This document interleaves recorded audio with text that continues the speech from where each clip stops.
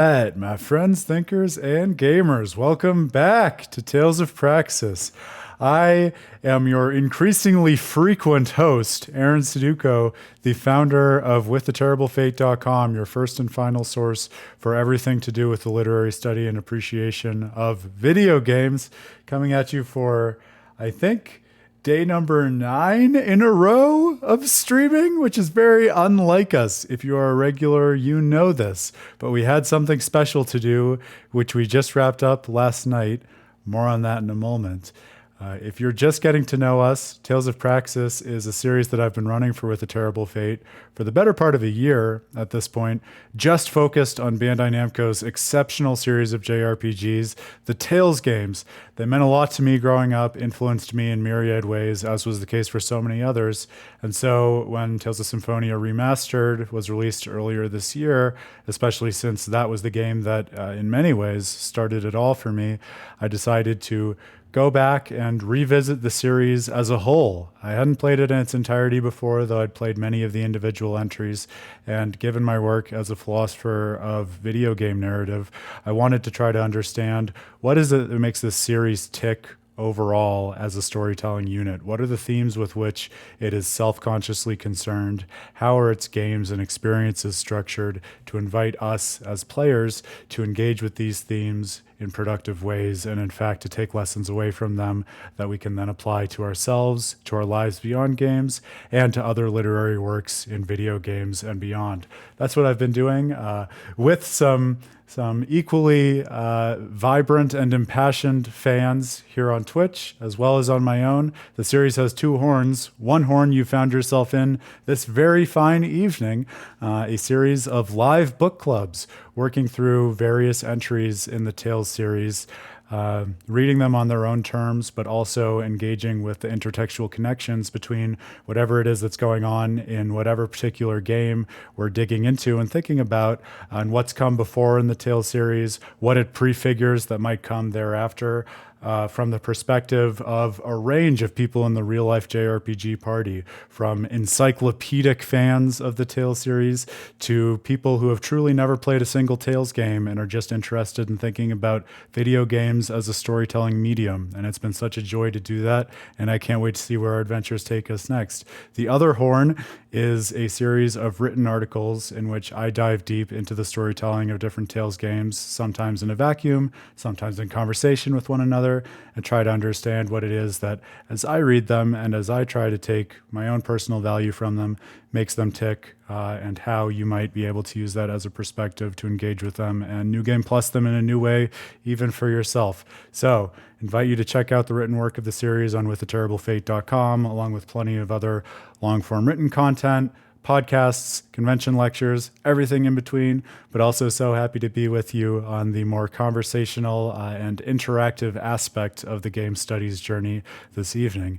That thing that we've been doing, if you haven't been paying attention, was working through the first new piece of Tales content to come out since I started Tales of Praxis, talking, of course, about Beyond the Dawn, the somewhat surprise DLC for Tales of Arise.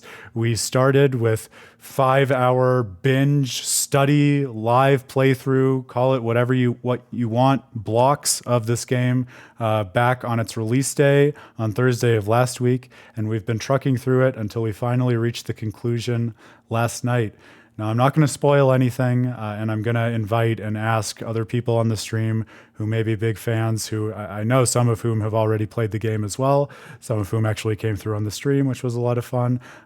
Be extra mindful of spoilers, because if you were there last night, if you watched the VODs, you know that I have so much love for that DLC already. It's going to sit with me for a long time.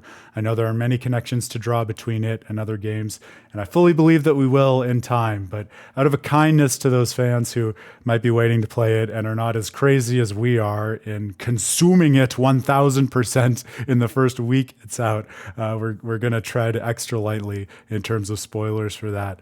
But it is wrapped. All that I will say, for fear of spoiling anything myself without intending to, is if you're on the fence about Beyond the Dawn and you care about anything in terms of video game narrative or the Tale series or just really compelling portraits of interesting characters represented in ways that will invite you to engage with your own life and the people in it in different and more positive ways. Beyond the Dawn is for you. You will not be disappointed. Check it out, experience it for yourself, and then draw the lessons from it that you will. I'm sure we'll have plenty to talk about with it in the weeks and months yet to come. But now we are back to another adventure, the adventure that we had been working through prior to Beyond the Dawn, talking now about Tales of Graces F, the latest of our live playthrough journeys, which has been very fun to unpack, especially in conversation with Beyond the Dawn for some reasons that we began to broach on the Beyond the Dawn stream. We're in what feels like is perhaps the second act, and we had some conversation about that on Wednesday. I'm sure it will unfold itself as we go forward here in terms of what pacing and which arcs the story wants to represent to us. But right now, as per the name of the stream, the tongue-in-cheek City of Brotherly Love, we are on our way to the capital of Strahta, and perhaps more important in terms of how the story is casting itself so far, we're on our way to the place that has been the home for Asbel's once brother, now perhaps brother again, Hubert, ever since he was sent to the Oswell family. I think the surname is Oswell, by the Launce at the end of the childhood arc, following all of the trauma that happened in the catacombs of the capital of Windor. So we have every expectation, and there's already been some foreshadowing in the plot, that we'll get to know Hubert's adoptive family, the personalities that shaped him and molded him into the adult version we now see before us as we begin to forge new relationships that are informed and hopefully ultimately empowered by those childhood ones that underwent that trauma together, but which in many ways need to be rebuilt and built from scratch in order to have a stronger firmament for the party to go forward and face whatever it is that awaits them. Probably something to do with Richard, based on everything we've seen so far, but only time will tell, my friends. Good evening, Grail. Good evening, Pottery. It's so nice to see you both back, my dear friends. Yeah, it was fine, right? That DLC thing we did together was okay, I guess. Beyond, before, every part of the Dawn. It was all the Dawns. The Dawn was really just the friends we made along the way, and they're all around us in every aspect of time and space. All's well that ends well. All right, we've already broken the seal on the dad jokes for the evening, thanks to Pottery. So thank you, Pottery, because now I won't have to take the credit or shame for it myself, as the case may be, and I can feel fully empowered to do that too. The stream just started, but we at least haven't broken the seal on Xenoblade Chronicles yet. Although perhaps it's one of those things where the mere mention of the seal itself breaks the seal. I'll leave that up as an exercise to the reader as well. My own little repeatlet has been unconscionably energetic and mischief-making the last few days, so I'm going to put her on blast so she can at least say hi to the stream. Did I tell you this when I said she had been antsy the other night? She properly chewed through a couch cushion, which she has never done in her life, not even when she was literally 8 weeks old as a puppy. So I'm shaming her out of love, but there's a lot of shame to go around between dad jokes and puppy behavior this week. With that, my friends, it's great to be back with you in Tales of Graces. I almost said Beyond the Dawn, so that shows you where my head is at. I'll be honest, I'm delighted to sink back into this. I'm also delighted to have a weekend to reset off of the stream, because it feels like it's been a fever dream of different Tales games, even more so than Tales of Praxis has. So excited to have a bit more of a singular and undivided focus, although with the raw, unfiltered emphasis and celebration of intertext, we shouldn't be surprised, and in fact, we should be celebrating the splitting of focuses. Just not so much that we find ourselves on the brink of madness. Let's get back into it, shall we?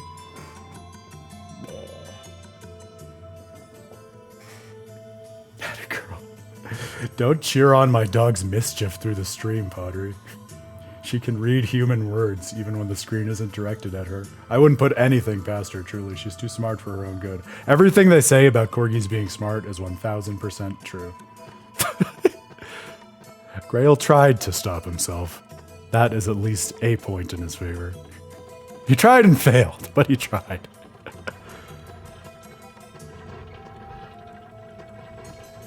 All right, I think we rounded out everything in town. except for that game of Magic Carta, which we hilariously still don't have sufficient cards to play yet. But I think it's good for us to press on. So let's do! Although I have to say, Malik was being a bit of a fickle partner to me on the last stream, so I think by way of easing back into Tales of Graces, I'm just going to Asbel it up for a little bit, give myself a little reset. Skid and Tower? Ah! Leave it to you, Grail. Thank you. Yes, over this weekend, one thing that I will actually do is figure out how to follow along with the side quests on my own so that you don't feel as if you have to take care of that for the stream, but know that I love and appreciate you for doing it in the interim. It's good to know that we're not missing out on stuff, especially in a game where one can miss out on stuff. Oh, that's true. I don't think we actually spoke with everyone in the tower, and it is a very interesting place, so it's worth going back here. Because you might remember, we ended right here in the tower because Pascal had just acquired the second, ostensibly summon. I think they're called glyphs in the language of Eleth, but Cyandini, the Elethization of Undini, the water spirit. Somnosphere. Somno is in sleep? The Eye of Snoring, that's what it sounds like. Wow, I didn't expect it, but they really do study Krius arts here. Whoa! What is it, Pascal? They're studying how to make people sleep with this somnosphere. See? This eye-like thing goes to the right, and then the left. So This is not a good skit for a day when I forgot my morning coffee. That's why I'm drinking coffee now. Stop goofing around, you two. We should just get out of... Sharia? Sophie? What's going on? Come on, wake up. And let me... In my restless dreams, I see that tower. Nobody ever heard from them again. Oh sure, the folks here seem nice, but get them in a scholarly debate and the claws come out. We already spoke with that guy, remember that? Yikes, that's one difficult equation. The Asbel Tales equivalent of, damn, I wish I could read.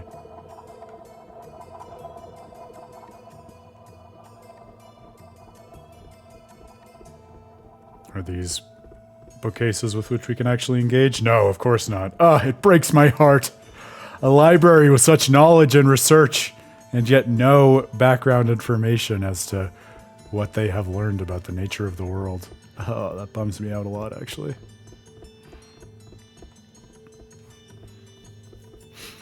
The one other thing that I will say, just as we're starting off about Beyond the Dawn, and this is not a spoiler, I also tweeted this out. Grail, I think you can testify to this, but I think it's no contest that my reaction to the climax of Beyond the Dawn was like the most immediately reactive and excited I've gotten on the stream to date of all the many Tales moments we've had. And I think that, as much as anything, to me speaks of just like how perfectly resonant and overall artwork it was. Again, I'm not going to say too much about the nature of its themes or the nature of that climax, but especially if you like JRPG stories with great payoff and conclusions, I would definitely put it in that category of my own personal library.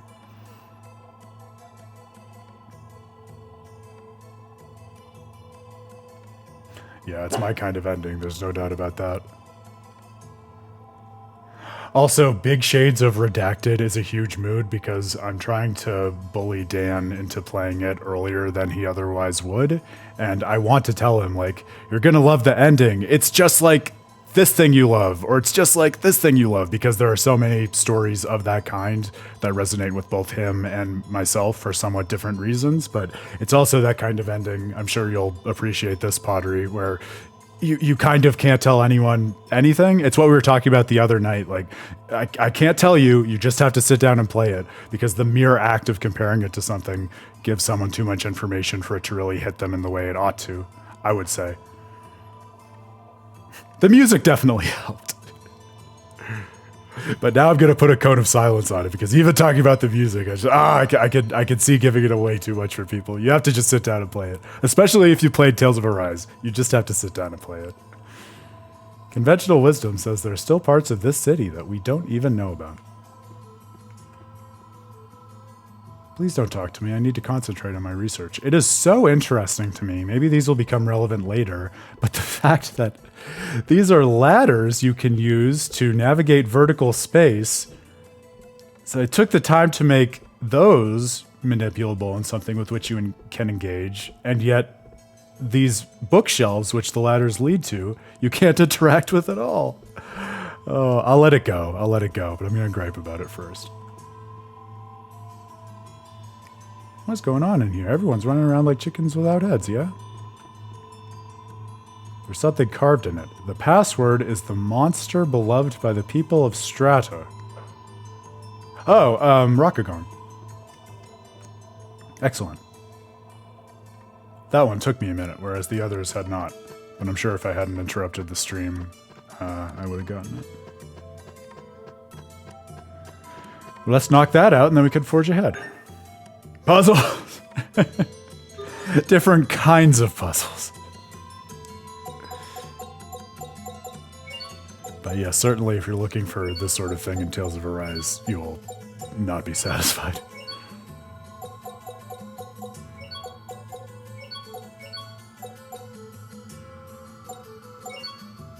I think that's one of the many things that JRPGs are so great at celebrating, and the Tales games especially, Grail, in terms of just different kinds of intelligence and aptitude. I really feel that way, because in basically any game, you could point your finger at, you know, the person who's the designated, like, book learner, and someone else who just has a sheer aptitude for martial arts or swordsmanship, or even the particular honor-bound flavor of combat that's inherent to a knight. Like, I wouldn't... Off the top of my head, I can't think of any strictly speaking dumb characters. I think part of what adds so much flavor to the games and so much to the meaning of the celebration of diversity is that everyone is just specialized in all of their own particular ways of seeing the world and engaging with it. So then when they interact with each other, it's easy to make jokes about someone looking stupid because someone will have gaps where someone else has specialized, you know, similar to real life. Oh, I think I spelled ROCKGAGONG wrong. I wonder if it says in the synopsis. That's where it is.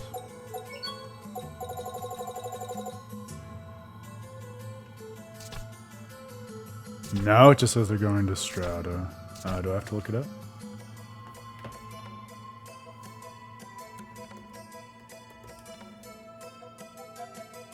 There's another G. That was my intuition, but I wasn't sure. Thank you, Potter.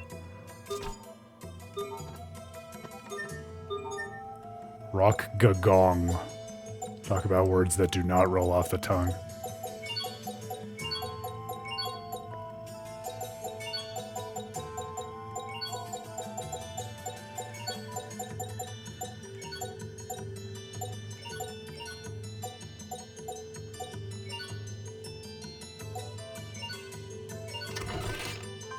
Spellbook that makes your cooking restore only 1/4 of the usual HP, but at half the Elith cost. Ooh. Book of Restraint. Interesting. I feel like we haven't checked on the mixer lately. Yeah, I'm still happy with that.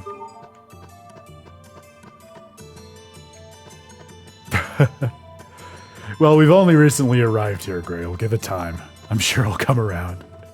It's because we haven't met the damn fella yet. I feel like that's not a spoiler, right? He's essentially a Chekhov's ROCKGAGONG as it stands in the story right now. Chekhov's ROCKGAGONG, ah. Imagine if Chekhov had had access to concepts like a ROCKGAGONG. I feel like that might have supercharged his whimsy to a dangerous extent. Log in for a Gagong, and here we go. Buckle up. ROCKGAGONG, where Well, are yeah, you? but encountering him Stop in it, the Pascal. game narrative Why'd itself. decide to You know take what I you up mean. on your offer? But yes, granted. Do you know about the ROCKGAGONG? Well, not really, but I know it's a monster and probably dangerous, so I think we're better off avoiding it. But everyone in the city was all like, no, dudes, don't kill it! So it's probably super cute. The ROCKGAGONG is cute? I'm It's in. called a ROCKGAGONG. It probably takes rocks and gagongs people with them. Gagong. What is wrong with you The people? hash slinging, the rash bringing, the cash digging, the hash slinging slasher. Let's do this. Okay. Slash, dive, I'll run you through. Fall, dive. I'll run you through. Slash. Has Asbel learned new abilities since the last time I was using them? Plant, beast, or impact? Yes, only one, but an important one for this region.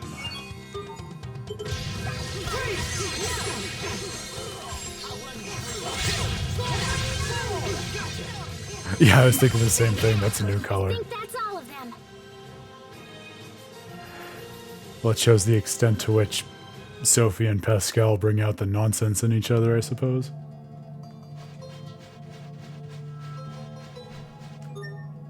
Yeah, let's see his tree while we're thinking about it. Go strike, strike, amorphous, insect and aerial, reptile and beast, and slash. We had beast last time.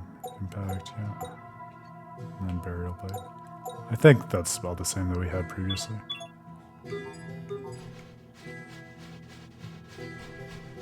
Let's do this. I'll run you through. I'll run you through.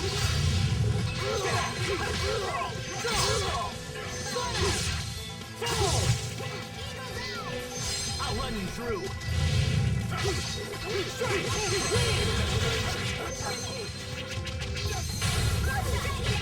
I just invented a new tactic. Oh? First, I toss out a peach gel, and while the enemy is distracted, Then? I eat an apple gel. I suggest you reverse that.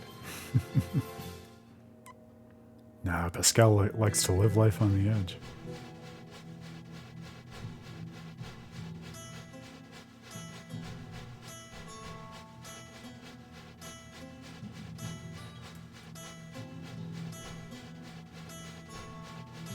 Hostile Freeze! Slow him down! red. Slow him down! Okay, freeze! Dive! Freeze!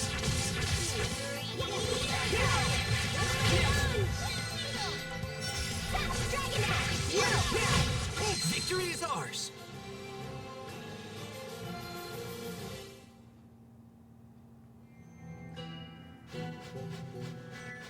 I wanted to make sure, I think I said it, but I want to make sure that Pascal is, yeah, there you go, working towards her next summon. We're ready for battle.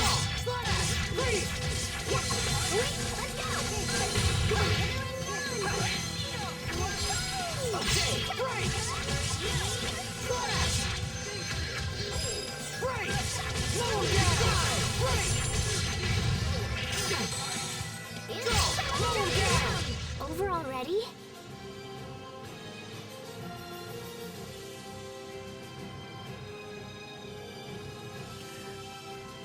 Yeah, I imagine that if I decided to play the entire game controlling a single character like Asbel in combat, I would eventually internalize the different enemy weaknesses that he hits with different specific assault arts, but especially when we're bouncing around to different characters, it's just such a hard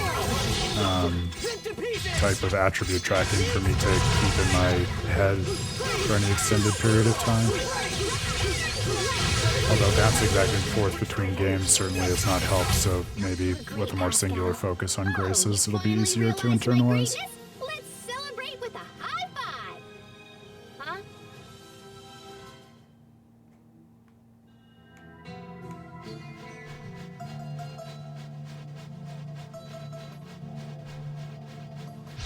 I can't lose! Go! Break! I'll run you through! Freeze! I'll run you through! Strike! Roll! Slow him down!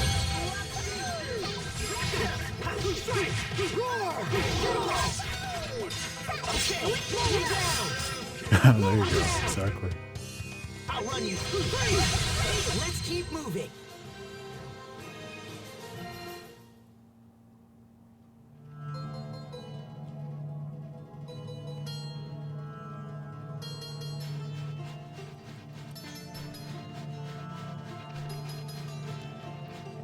Definitely, for all we were railing against Vesperia, it is easier, technically speaking, as I see it, to build a line to deal with an enemy in Vesperia where you can just assign, you know, a range of skills to a single button and just make a combo that way, as opposed to keeping track of the different directionals on assault arts and graces and what's split between assault arts and burst arts for the different weaknesses and things like that. Not that it's impossible, just a little harder to automate. Best not lose sight of Fossilos out in the desert, or else you'll be left highs and dries. We Toidles couldn't conduct business without Fossilos to guide us.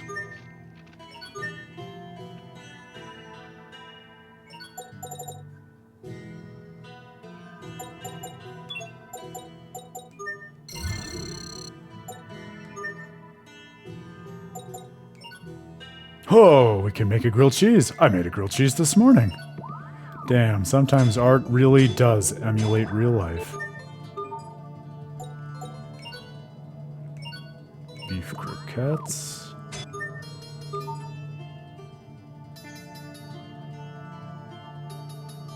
Yeah, and I feel like I'd be jarred either way. I think, and again, I mean, you know, I'm not going to go to bat, especially for Verseria's combat system. I think just in terms of that very specific use case that we're talking about, it offers a certain kind of quality of life that Graces doesn't, unless I'm missing something. Oh, we can make a new crystal. I like that.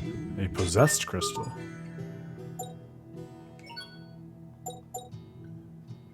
Oh, we don't have enough money. Can we sell things? We don't have any sellables right now. Can we dualize things to sell? Yes. Yes, we can. Oh, but we should keep one anonymous seed because now we know that Sophie plants seeds.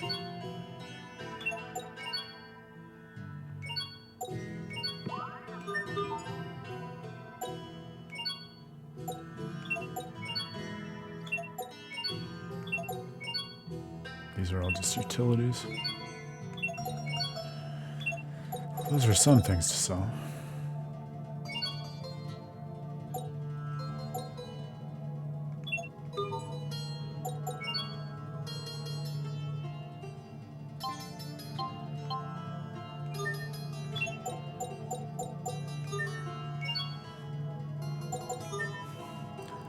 Yeah, can we dualize anything with our cool crystals?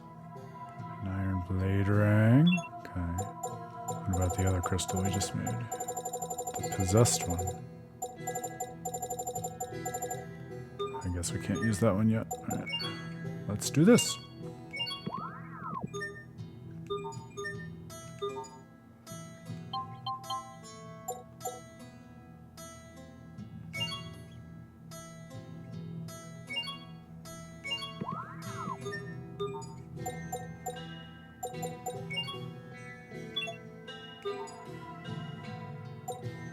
Alright, good enough for now.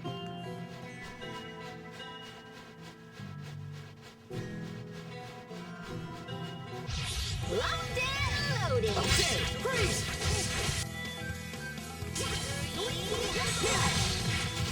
Now, there! Okay, freeze! Now, not yet! This is what happens when you misjudge your foe.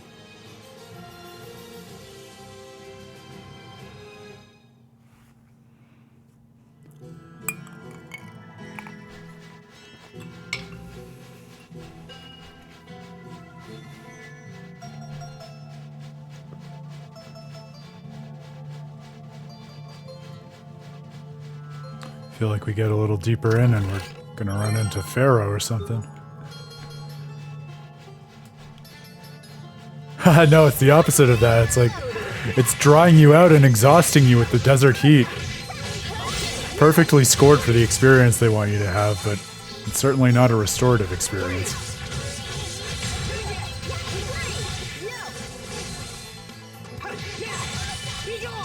Big Kagor mood. Captain. You're not doing so bad there yourself, Asbel. But I feel less seen without the constant complaining about the heat from certain folks.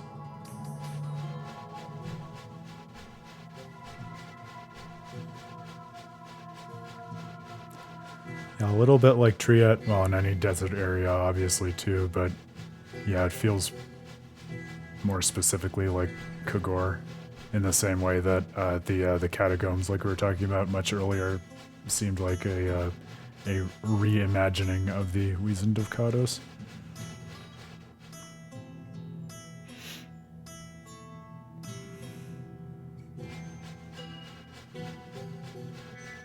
Okay, so then I imagine we want to go the other way from the Toils.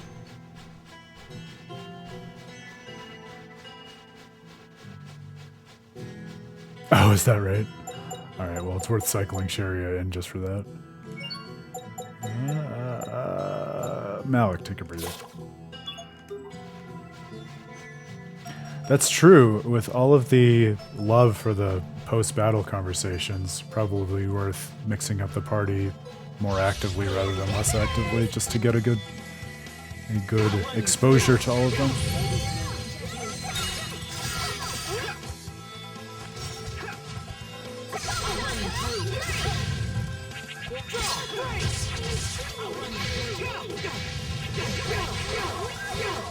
Oh, I didn't like that.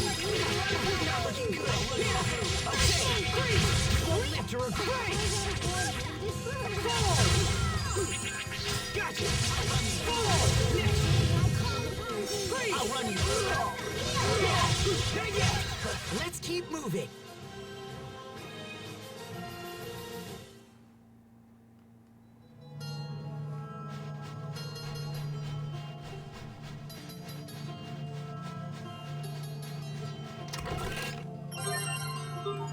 At least we don't have to manage canteen health this time around, am I right?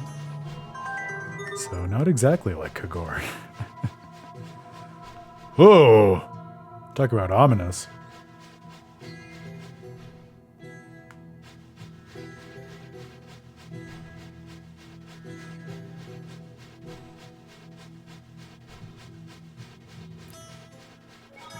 Yeah, that sounds to me like one of the goals of, you know, what you could achieve with procedurally generated content one day.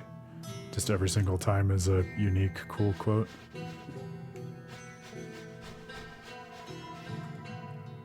Nice to dream about such things. The ground's shaking. Is it an earthquake? Hey, not cool! Where'd this stupid sandstorm come from? Look, over there. Whoa! That's no sandstorm. That's no moon. Oh, Jesus Christ. Hello! The face. The ROCKGAGONG. That beautiful, handsome face. Whoa, that thing is really big! My love. Targaronic. My God, what has Duke done? And it's coming this way!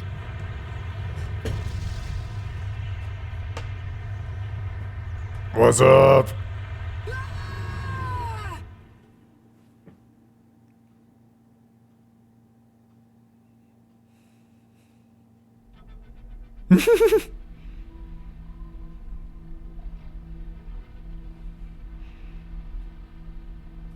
I forgot it was a Jonah and the whale situation.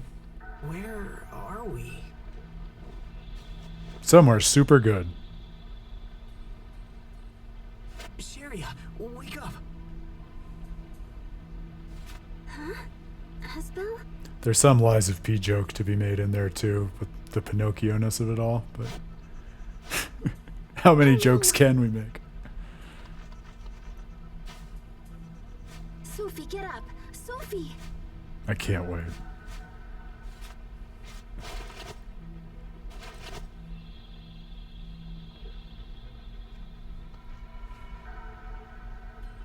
Wait, are we inside the ROCKGAGONG?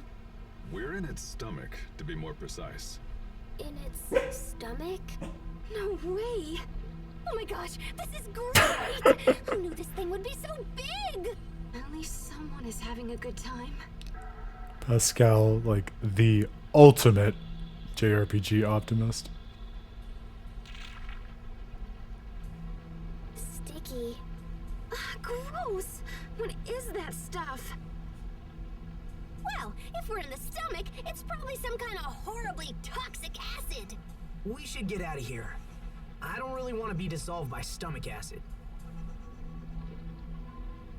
What would you suggest? Let's try that way. It looks kind of blar, but it's probably where the mouth is. Otherwise, we gotta go out the butt. Absolutely not. Unbelievable. Oh my, how terribly gauche. I'm almost sorta totally sure this leads to the head. I hope so. If we don't hurry, we'll be digested and end up going out its butt anyway. This is not happening.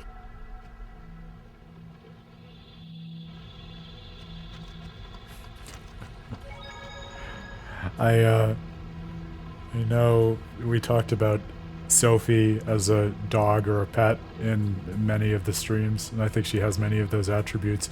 But there's also something to be kind of delightfully dog-like about Pascal, the way she's just absolutely stoked out of her mind about everything. Like, oh, this is the best. We're in this new place. It's fascinating. Probably no one's ever been here before. We get to go exploring.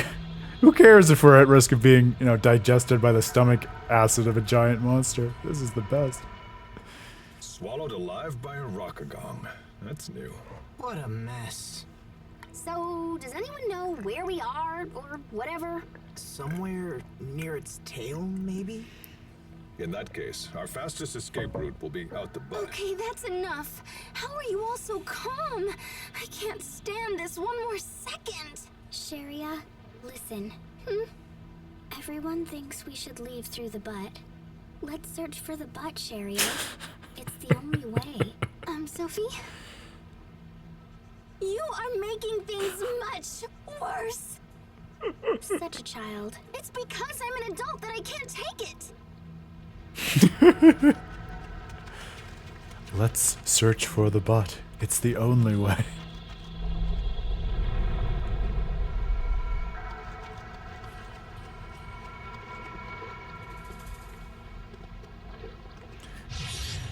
It is fun. Something that I've started thinking a lot more about, thanks to you, Grail, has been just like the language of humor in these games. And it's fun to be jumping into Graces after Zesty and Bestie, because I think it really is a nice way of showing, just with the differences between them, how it's not just that each game can be very funny, but each game kind of has its own sense of humor and arena of jokes it plays within. Nice to see all the little subtle differences come up in that way. Yeah, time will tell, Potter.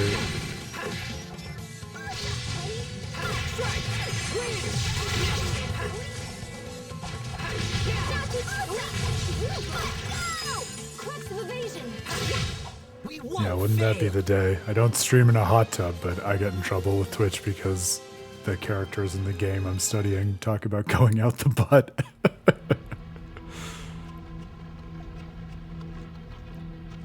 Oh, a scorpion fella lying in wait. I see you, dude. You're not sneaky. Yeah, you're best friends, right, Grail? They're too fast for their own good. We will survive. Viscera Parasite. What a name. Ready? Right there. Let's go!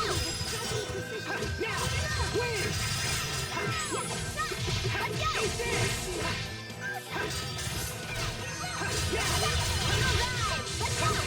Spider, right?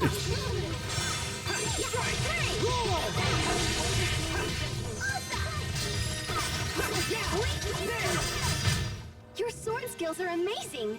Thanks. I'll use them to protect us all. Ooh, I got an herb from it. I'm a happy boy.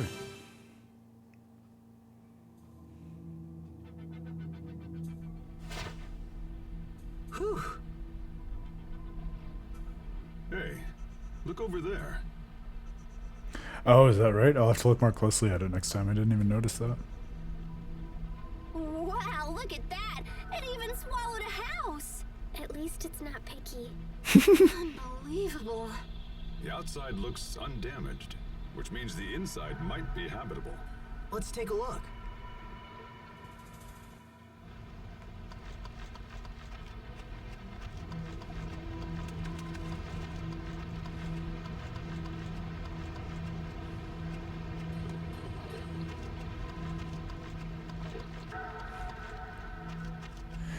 I am impressed that, especially given our Xenoblade Chronicles clock, we didn't go right to Uriah when we got swallowed by the ROCKGAGONG.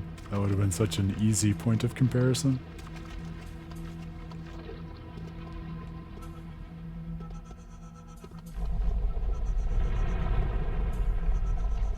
Hey, Pink Moon Echo, welcome back, my friend. Yeah, I missed your message, Grail. Let's see. Oh, I see. Ah, sneaky. Oh, it's a head. Golden smile. Well, this is interesting. Captain, do you know something about this? I once heard an old story. They say a great merchant who used to rule this land lost everything he owned in a single night sandstorm. And you think this statue is his? I thought it was just an ancient legend, but this statue seems real enough. Perhaps the ROCKGAGONG's stomach holds a mountain of treasure. Wait, can that really be true? Yes, it's certainly possible. Oh, It's a series that rewards But there's a good exploration, my chance the guy. ROCKGAGONG was all brap and just crapped it back out. I can't take this anymore! Pascal, What? You can be so oblivious. Sharia's one weakness, scatological humor. And I guess abject rejection by her childhood friend. Two weaknesses.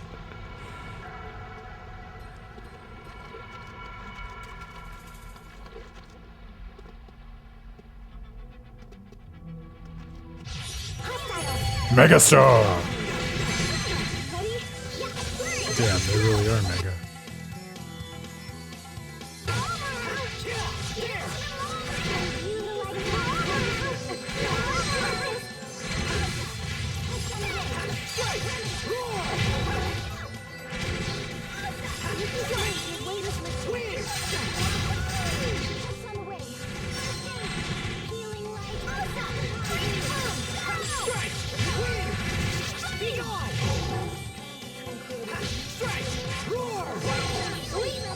The single eye in the middle of them makes them so much more threatening to me. Gives me acid flashbacks to certain things that I said we weren't going to talk about. That house over there.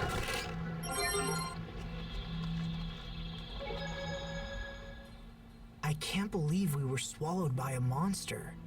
And while we're stuck They've in got to here, go fast, Graham. Hubert could be sliding deeper into trouble. I don't know what to do. panic and self-doubt will solve nothing. We should focus on finding a way out of here. he's right. And besides, Hubert believes in you. That's why he gave you his good luck charm. You're right. We have to get out of here and find Strahta's president. We should take a look at that house over there. Perhaps we'll find something useful. Yes. It's pretty heartwarming for the hero of a JRPG to be literally in the belly of the beast and yet worried like, oh, I can't believe I'm stuck in here when things could just be like getting worse for my brother. Got to figure out how to get out. Just making things worse by being in here for him. Let's go inside.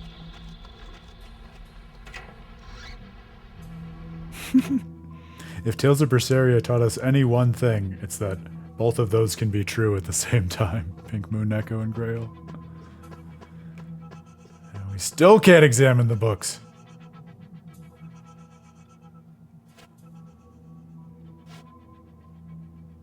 Hey, look.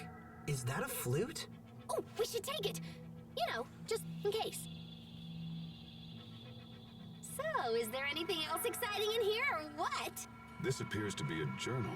If these pages are correct, the monster we just fought is the reason for the ROCKGAGONG's rampage. It's a parasite that's causing the Rockagong to run mad. Ah. So if we kill the parasites, the Rockagong will be all happy again? Supposedly, the parasite queen has a purple body. If we eliminate her, it will eliminate the rest. It also says I smell the a food we found boss. will cause the Rockagong to appear when played. That's awesome! But also kind of useless since, you know, we're already inside it. There's one more note. It says, "You who are reading my journal, please do what I could not. Please save the Rockagong."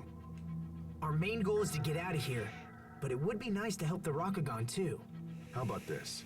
We'll kill any parasites we find, but keep moving for the exit no matter what. Sounds like a plan. A flute that the Rockagong likes. If we blow it near the cliff in the eastern Strahta desert. Ah, that cliff that we happened upon on our way here. Oh. Toidles! You poor Toidles, how did you end up here? Welcomes! No explanation.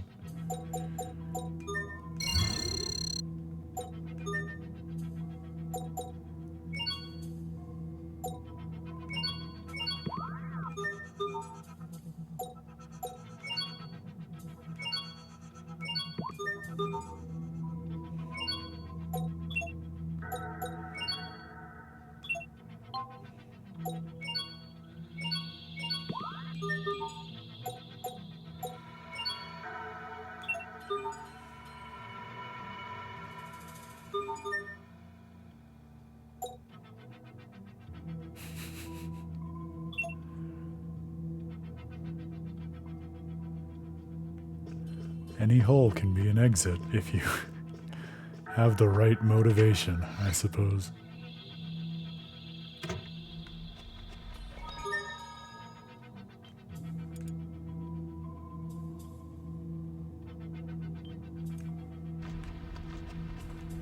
They can't say butt anymore, or mouth, or poor Sharia might lose her mind.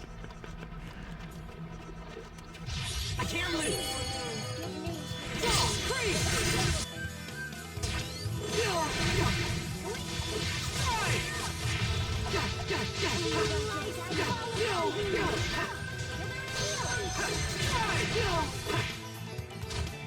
Eat this!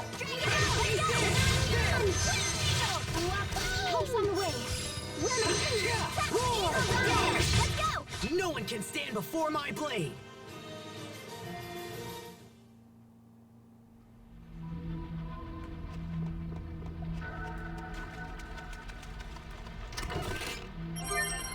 A bright blue ribbon.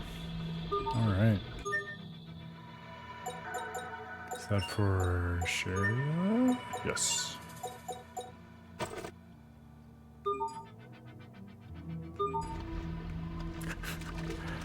I wasn't forgetting. They just kept interrupting it. Those enemies only had eyes for Asbel for a second there. We will survive! I take no responsibility for the failings of this ill-fated young man. He brings it all on himself.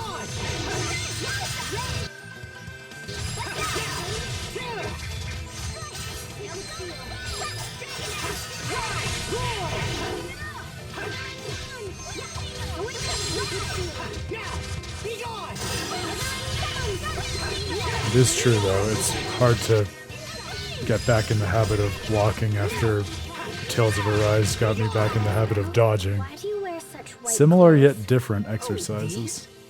Well, We got more let me lavender. think. Oh, I know. You are late. That was a fun one, too. You are late.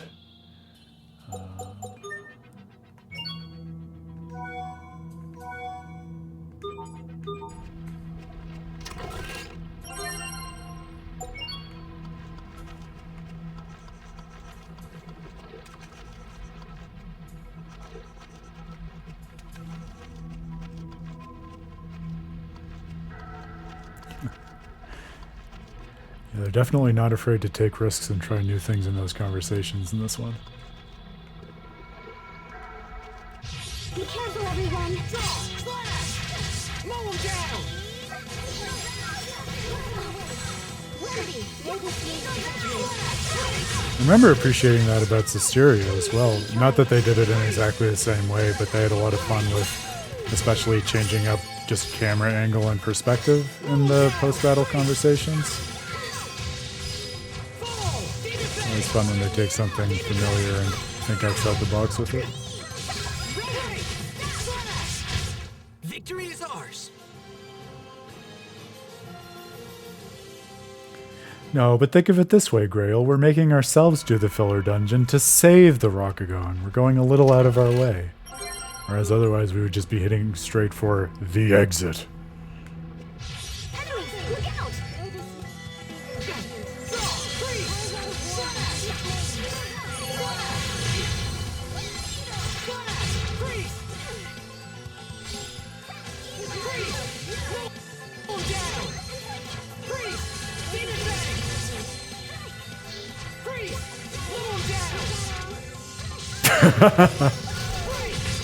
Victory is ours. Damn, Pottery bringing the heat for Grail.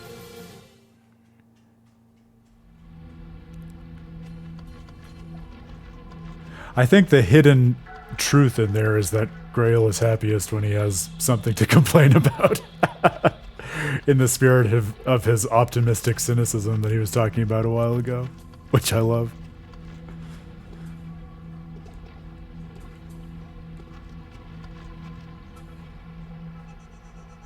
Yeah, I think they both are. I think, I actually hadn't really looked at the difference between their arts. I just kind of assumed that Pascal was more of an attack mage, whereas Sharia was more of support casting. Why?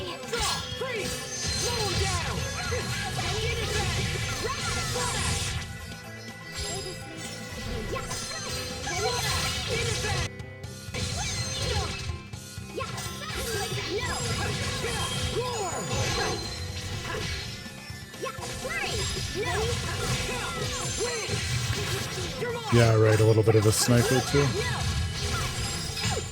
We did it, Sophie! We did it, Sharia.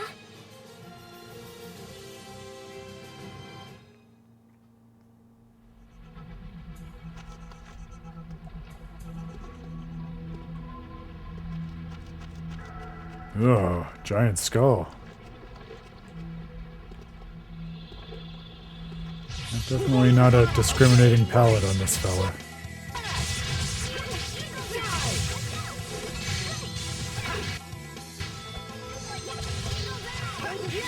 Be gone!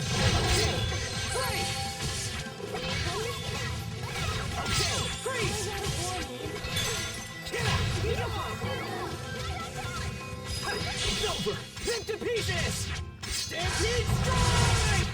Victory is ours!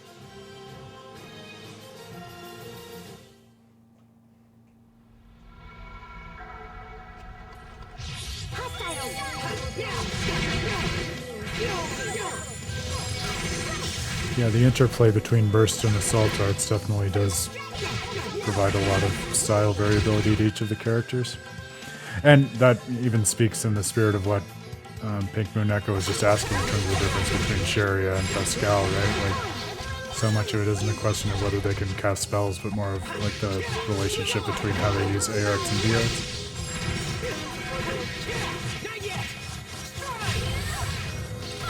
They're definitely memorable enemies.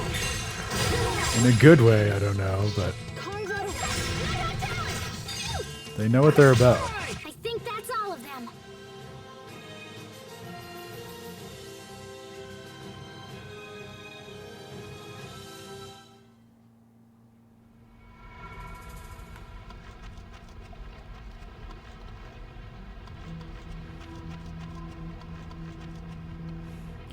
Yeah, bigger hitbox at least. That makes a big difference in my book. Same with Abyss. Can't be screwing around this time! Now! Roar!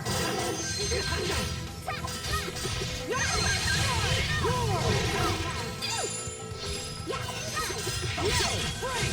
Slash! Down! Not yet! Strike! Not yet! Yeah! Strike! Strike! Yeah! Yeah, it did look like there might even be another face or head on There she goes again. what would otherwise be its tail or stinger, whatever you want to call it. They're complex little buggers, these parasites, but I suppose you'd have to be if you housed yourself in the stomach of a rockagong. Hey, so what happens if we toot the Rockagong's flute from inside it?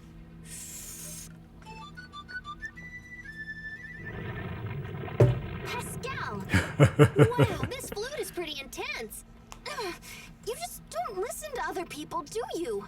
What you think happened to the guy Yeah, who Sophie owned does this also flute? heal. Yep. He must be dead, yeah? A lot of versatility in all of them. Stop They it. contain Wonder if his multitudes. corpse is still kicking around in here. Seriously, stop. Look at that wall. It's like a human face. His lips are moving. It seems like he's trying to say something. Like someone's name? Sharia? Oh, wowzers!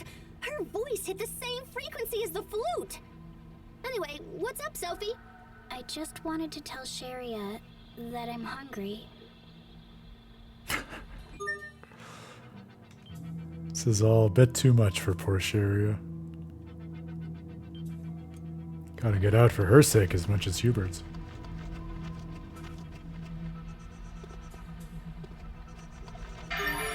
Enormous egg! Asbel for scale. Egging her on, I love it. Finally be out of this horrid place. We'll find a way. After all, we're not in this alone. We have Hubert helping us out too. See? Oh, that's Hubert's good luck charm. Our luck may be starting to come around, thanks to this rockagong not being such a picky eater. See, I told you, Sophie. Not being picky's a good thing. Okay, I'll try. But how does it not being picky help us? The shell of this egg hasn't deteriorated. It means it's strong enough to survive the acid here. It won't be digested, so I'm sure the creature will pass it sooner or later. I get it. We just burrow into the egg and wait for the rockagong to eject us. And since we're not crawling out the butt, even Sharia should stop. That's gross. You're all so very gross. But you just told me not to be picky. Look, Damn, we got don't her. have time to wait around for this thing to pass an egg. Let's try to find another way.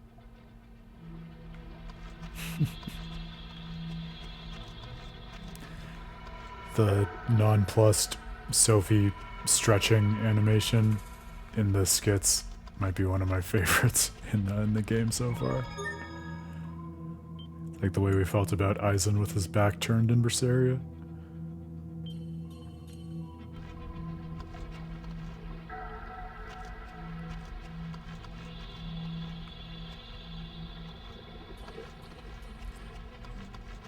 Yeah, it's interesting to compare and contrast with the strike versus technical art system in Tales of Symphonia, because I feel like in some ways they engender similar versatility, but in Tales of Graces it's all the more so because you can actively switch between the two styles, and I think it's fair to say there's also more difference between the two styles, and you can switch between them at any point in battle, whereas in Tales of Symphonia there's versatility built in, but you have to actively choose and invest, and unless you're playing in a glitchy way, pick one rather than the other. Not that one's a better experience than the other, but they just emphasize different modes of character development.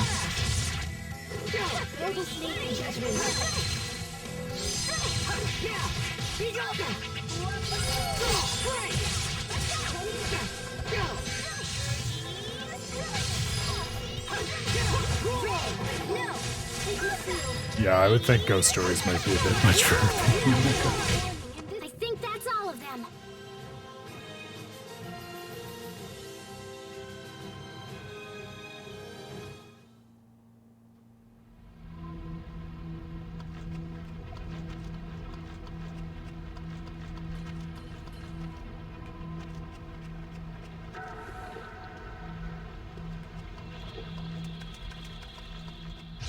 Okay, let's do this. All the starfish in the world!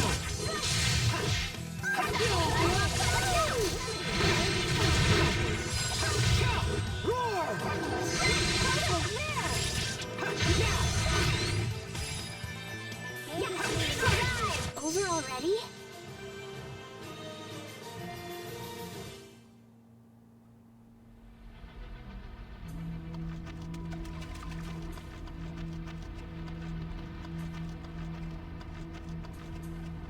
And I suppose it is true, just to go back to the conversation we were having earlier about the enemy weaknesses, that seen in a certain light, it kind of asks for and encourages you to switch back and forth and use both of the art types of each character in battle. So it's not really quite the same thing, even in that sense, as the strike versus technical arts in Tales of Symphonia, because if you're trying to hit all of the weaknesses of enemies, you know, it seems so far at least to be very much stratified in such a way that you're not going to be able to do it with either burst or assault arts singularly. You need to mix and match between the two of them. So versatile, but it does seem to ask that you take advantage of that versatility in a similar spirit of what we were saying about the game yesterday in comparison with Tales of Arise, which is a little more singular in its play style and technical systems.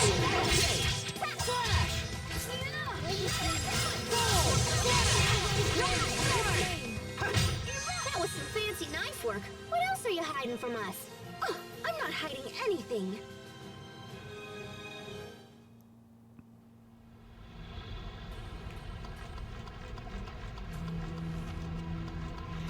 Yeah, I would definitely agree with that, Pottery.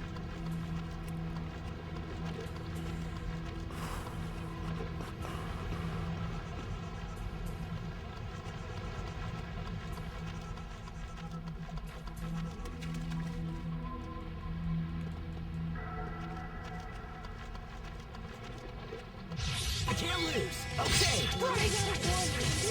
Mow him down! Okay, slash! Strike! Yeah, good question, Pigman Echo. How would we situate Tales of Berseria on this broader constellation? Lady next door. It certainly has elements like we've talked about of Graces in terms of, you know, trying to seek out enemy weaknesses and prioritize those. But the what do they call the special attacks? Burst strikes or whatever seem to punctuate, to use Pottery's word, the flow of battle in a way that's distinct from the kind of cadence you get in a game like Graces.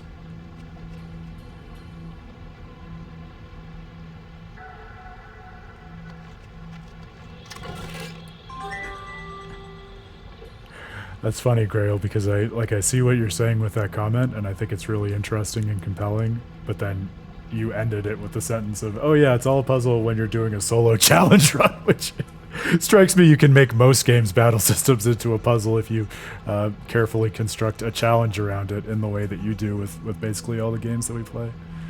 A compliment, by the way. I mean, I think that's a good thing, but I think it says as much about you in terms of challenge crafting as it does about the underlying game. But maybe I'm being unfair.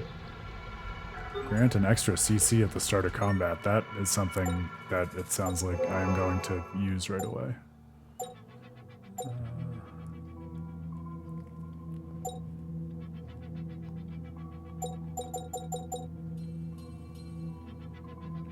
I'm going to switch out the Book of Suppression.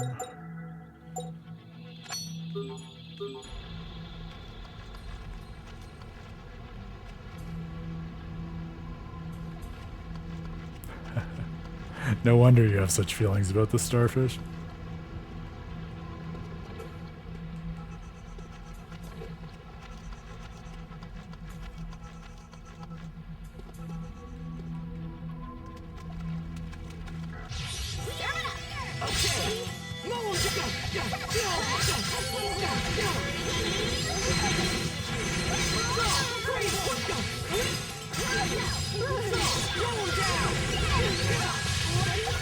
Stand still, you fuckers.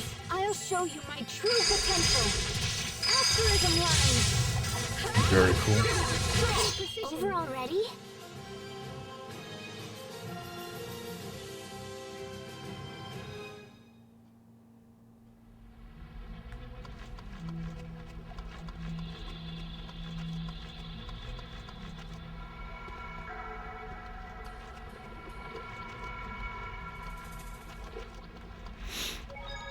I did not mean to go in a big circle.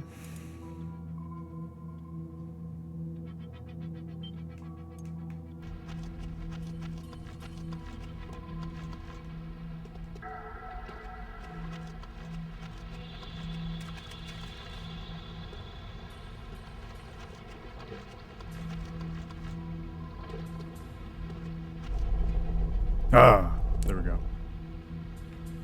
Need to go back here.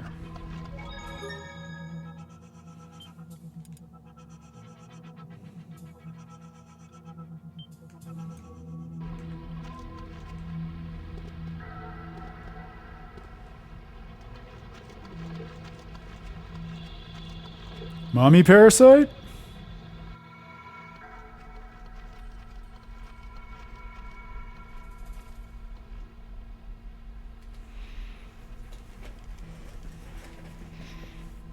That strikes me as a really interesting question for these kinds of complicated systems and multivariate systems, even more broadly than the Tales games or JRPGs too, right? Because there are so many different axes along which one can introduce complexity, and that idea of, you know, which systems want to be complex, or what are the right ways to get certain systems to interact in complex ways versus what are the ones that will undermine what you're trying to do or confuse your players, strike me as really interesting and challenging considerations in the design of gameplay experience. I wonder... Maybe we'll be stuck here for the rest of our lives! She said, absolutely stoked. Once again, you sound excited by something horrible.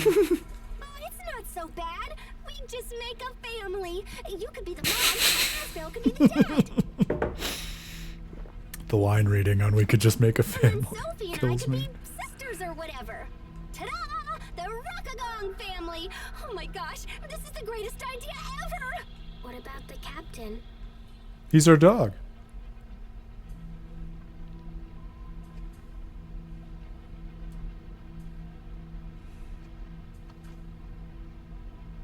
The captain?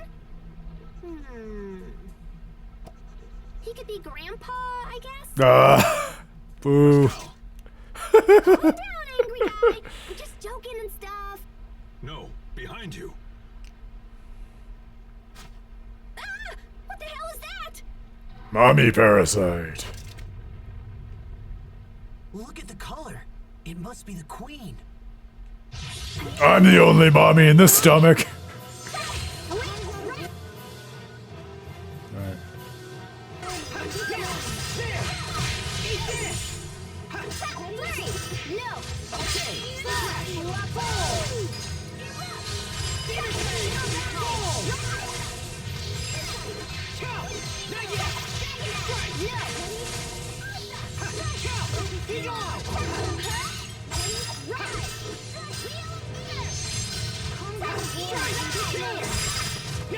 Oh!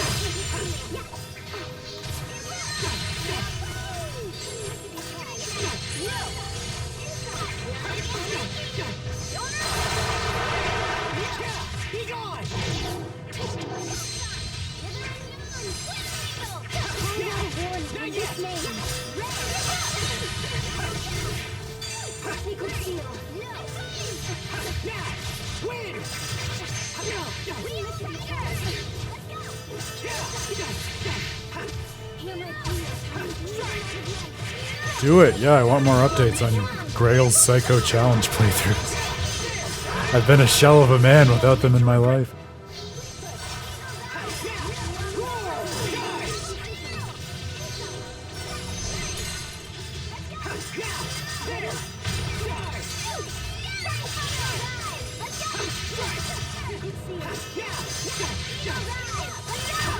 We are Awesome!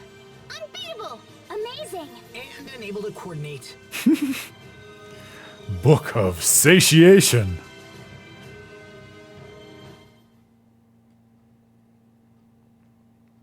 A satiation I think themed we did it. spell book acquired inside of a stomach. I love it. That solves our parasite problem. But we still haven't found an exit. We're running out of time. We have to deliver the letter. Your charm broke. Oh no! Yeah. That can't be good, Mojo. There's some kind of powder spilling out. Oh, let me see! Let me see! Shoo! I'm getting tempted, Grail. Here's my problem, though. There was a fight in the past where I had that same inclination, and then right after that, it got harder again. So I don't know if it's just like a not quite balanced across all areas difficulty or something, but I just, every time I think it's safe to turn it up, something gets in my face about it. But maybe it's worth cranking it up one notch and seeing It's how it pepper. goes. We can always go back. Who puts pepper in a good luck charm? Ah, it was actually the best mojo. Wait, this might be... Look out!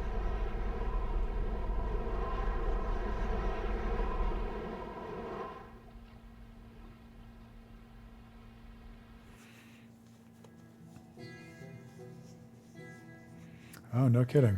That was one that showed up on my radar, Pink Moon Echo. I've never been one for Digimon, really, but that looked like a pretty interesting game, Looks so like we maybe made I'll it. have to check it out at some point. Do you think it's because of the pepper?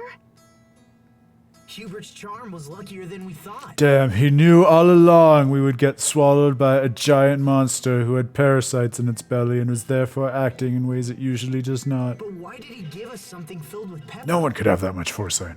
Maybe he knew he'd be swallowed by a giant monster. Although that seems kind of unlikely. I said it better, Pascal. What does it all mean? Asbel, where's the ROCKGAGONG? Hey, that's right. Where did it go? It seems to have fled the area. The high road is open once more. On behalf of Strahta, I thank you. But tell me, what exactly did you do? The ROCKGAGONG was infected with parasites, so we cleared them out. And then we were looking for an exit when... That looks like a Krius charm. Wait, that's right. I remember now. I gave this to Hubert a long time ago. I wanted to fill it with granulated Krius, but I couldn't find any. So I had to use pepper. I can't believe he hung on to the old thing this whole time. So sweet. They say Krius charms protect their bearers. Apparently, they even work without the Krius. Anyway, I think the ROCKGAGONG has returned to its peaceful ways. That's another good representation of karma in a game that we've already kind of augured as having some Buddhist streaks to its thinking. The kind of karmic wheel of Asbel's best of intentions with the charm he made for his brother coming back to him now as he's trying to help his brother. Had you The not wheel stepped turning. in, well, I hesitate to think what we might have been forced to do. You won't hurt it? Don't worry, it's perfectly safe now. Now, if I might ask, why are you going to the capital? We're trying to The best extract of my luck brother charms, you from a might say. difficult situation. To do so, we have to meet with someone in the capital. I see. Well then, I wish you luck. Perhaps we will meet again someday. For now, farewell.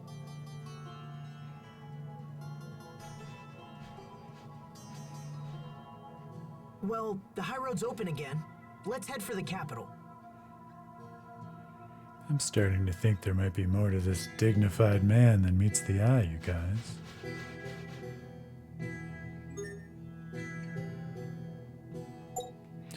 We can fight the ROCKGAGONG. Something tells me we don't want to do that yet.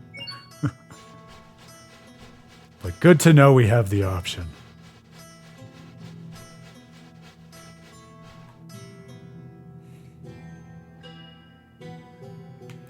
No, he's just innocently going around putting glowing rocks in various places because of no reason, Grail.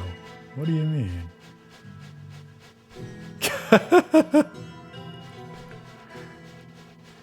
Do you just want to see all of the various body parts of the party members strewn across the desert as a joke? Do this! Slow him down! Slow him down! I'll run you through! Slash! No, with a voice like that, I'm sure we'll only hear 2 lines of dialogue from that mysterious stranger. Break! Slow him down! I'll run you through!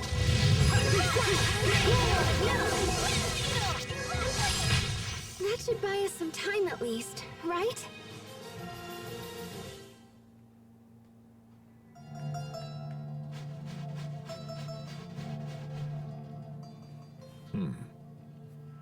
Is there something wrong, Captain?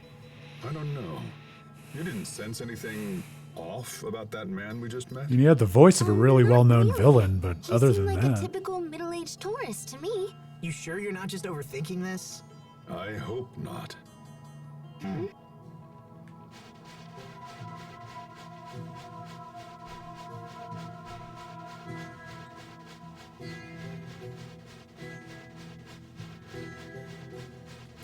That is such an interesting, like, emergent phenomenon of playing a lot of JRPGs, though. Like, I remember, Grail, I think it was you who talked about this with, the mercenary character in Tales of Zestiria, for instance. Lucas, maybe? Just the idea that the way in which he was dressed made it seem like he should be like a member of the party or someone who had a larger role in the story than he did. Like the sixth sense that you acquire after playing a lot of these games about like, yeah, you know, with the amount of thought that was put into the way in which this character is represented, whether that's like the voice acting or the dress or something, got a hunch he's going to be more relevant to the story than meets the eye.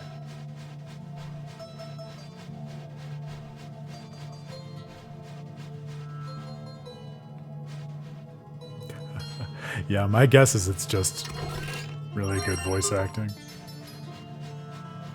But you never know. Some people do just sound like that.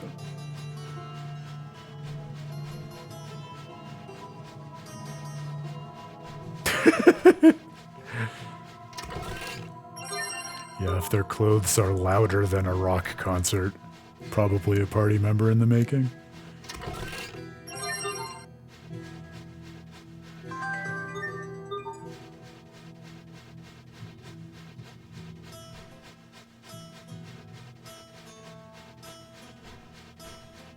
Bananas? I'm interested. Desert bananas, Pascal. Stratton's specialty. It's best to eat bananas after the brown flecks have started to appear. I learned so much from you, JRPGs. Woo! Bananas! Those are bananas, in which case we must be near water. The capital of Strahta should be just a short distance ahead. Hey, Asbel, do you know about Strahta's capital? Do you? It's where Strahta's central government is based. That's great, Sophie! How did you know that? Because the captain told me so. Really? Yeah, he tells me everything about the world. What exactly are you teaching her, Captain?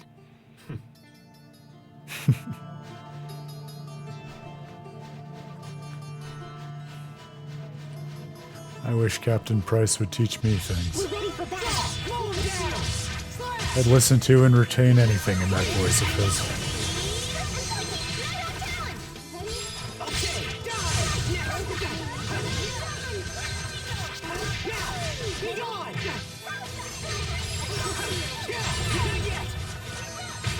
That should buy us some time at least, right?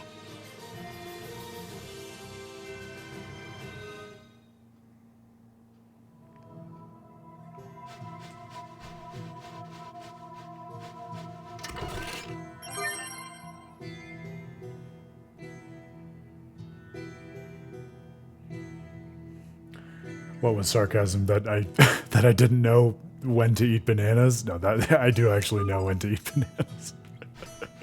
Or were you talking about something else, Big Moon Echo? Is it me, or have temperatures been rising in the desert lately?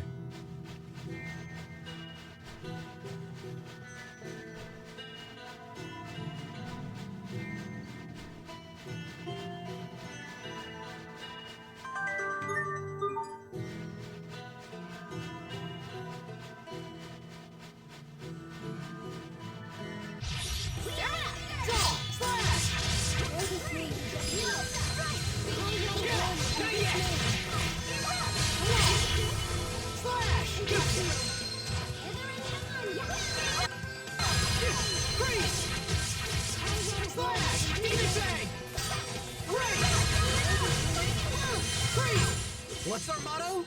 Never give up!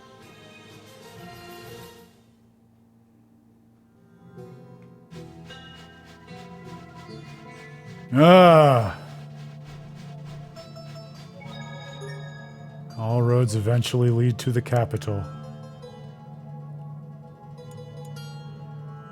Oh no, that wasn't sarcasm. The guy who's voicing Captain Malik, Jameson Price, is my favorite voice actor in the world. I'm a huge fan of his voice.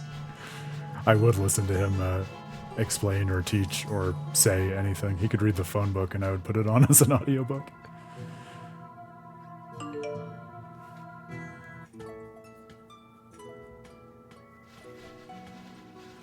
Liberte, the Azure capital. Who would have thought a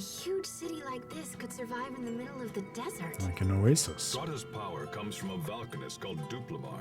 This country possesses the most advanced technology in the world for drawing power from a volcanist. Got it. Now let's see if we can use this letter to meet the president. I suppose we should head to the presidential palace.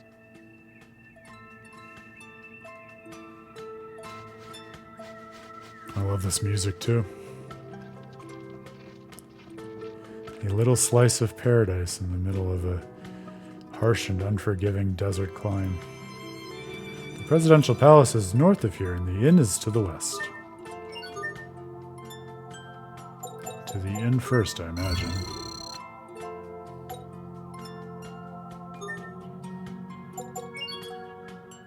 Ooh, Flamberge! A classic. Please. And thank you. Give me a Vorpal sword and a fancy diamond ring. You got yourself a sword that'll bend space and time. The references, we got them.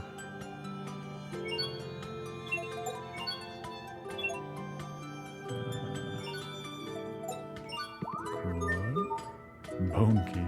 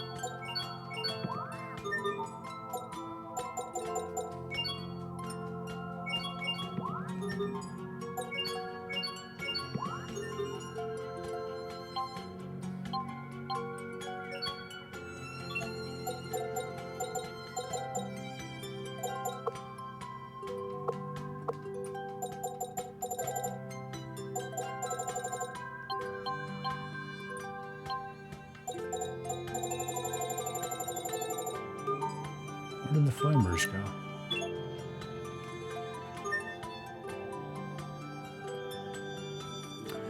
Yes, always good to stop in and see what requests they have and what might lie there. Good practice. I think we can just take that on board as the status quo going forward.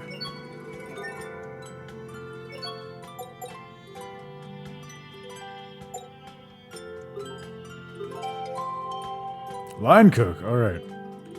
Sherry is getting more advanced.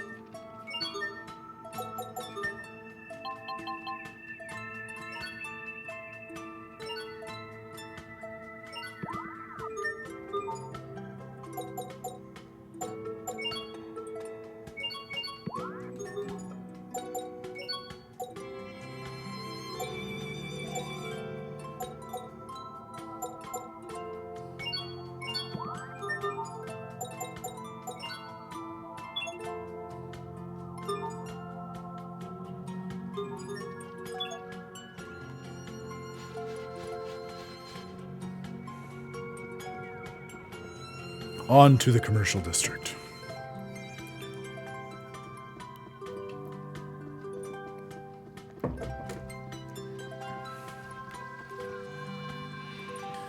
Duplimar blesses us with the bounty of water, the source of all life. Only a select few people in the government know exactly where Duplimar is. I bet it's in the desert. Not that that narrows it down any, but still. Must be the name of their Creus, right? Liberte is the most prosperous city in all the world. The Valkanist Creus, that is. That's the key word.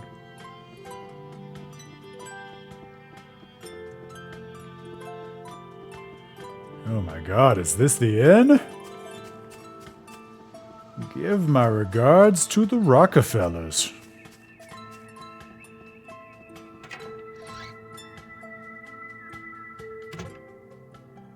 Wow! Truly the Four Seasons of JRPG inns.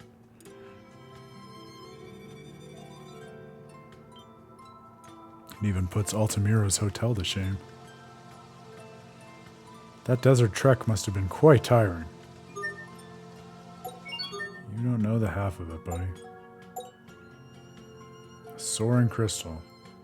Even living in such an affluent city as Liberte, there's no end of things I want. The greed of humans is a shocking thing. I think we perhaps had one of those and used it to craft something, if memory serves. Oh, we're too poor for it right now anyways.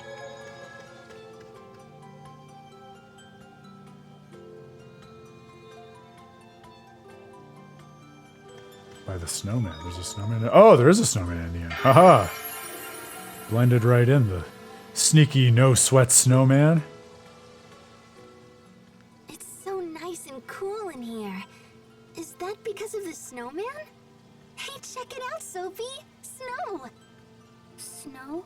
Somehow I doubt that's the reason. But that's weird. Why isn't the snowman melting? It's probably some secret Strahta technology. But why wouldn't they put the snowman outside? Then everyone would be comfortable. No, it says it right here. For indoor use only. Yeah, consumer electronics and gimmicks are sort of a hobby of mine. Can we buy one as a souvenir? We're not on vacation here, guys. Our money can be better spent elsewhere. So what's snow?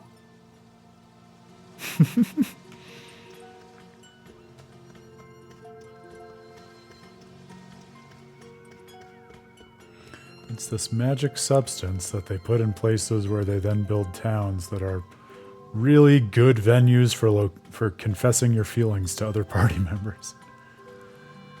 Such as, I don't know, Flanor. Peddlers like me get measured by our peers based on how much gold we're carrying around. The more money we take in, the more our reputation grows. Oh, and we earn titles as well.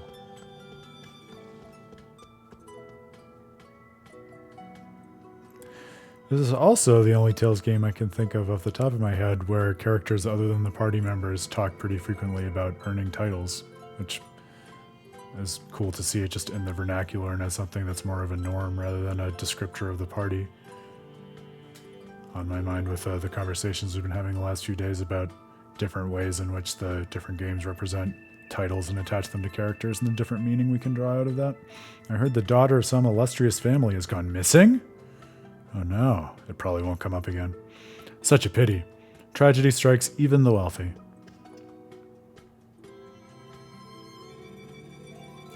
Yeah, great visuals. All those skit cut-ins, I'm telling you. They have such variety. Keeps it engaging. Care for some ice gel juice? It's a Strahta specialty that makes you feel refreshed.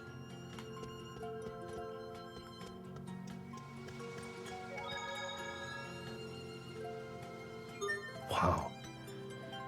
See, that's the kind of challenge where I can respect the game for putting it there and having it as a goal if you really want to get into it and do everything possible in the game, but it's also the kind of thing like some of the Tales of Vesperia trophies and the like, where I could not see myself ever being in a situation where I would go out of my way to do it.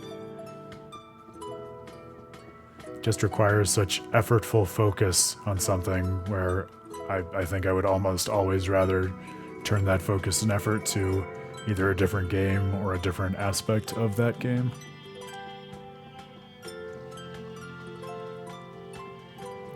So the palace is that way, I think.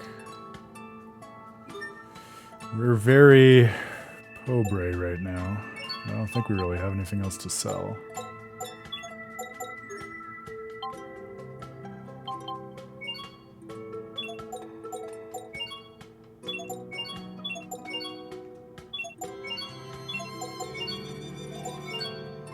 Well, we can make an omelet, though.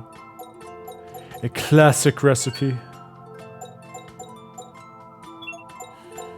I can't wait to go home and eat one of your omelets.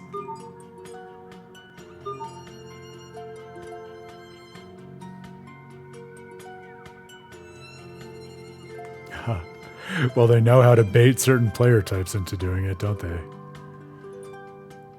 But at least they didn't make it the only way. That's a grace. President Paradine? has majority support in this nation.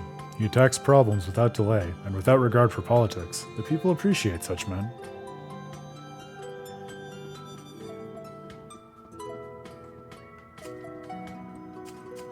What does the level cap out at in Grace's Grail? Is it 200, 250, something like that? I don't think I ever did that back in my playthrough. You taken in the sights yet? The Presidential Palace and the Fountain are both popular attractions. 200, yeah. I remember doing that in Symphonia back in the day, because I was that into it as a kid. But Grace's, I don't think so. How do we get to that treasure chest? Oh, that's tantalizing. Enjoy your dinner, Pottery. A key aspect of the JRPG life and the life around the JRPGs. Hope you're making something nice for yourself.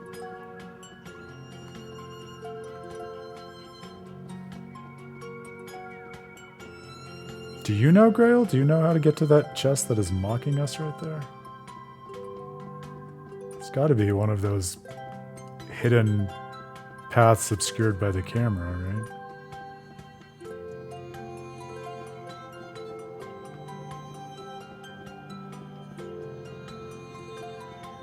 Ah, no matter. Maybe it's even an offshoot of the way to the palace, so we can head that way in any event. Oh, that doesn't look quite right. I think this is a whole... Yeah, this is just a bridge, so it's got to be back there. Yeah, maybe a gate will open or some such. My goodness, so much lush greenery in the middle of a desert. It's like Oasis Plus.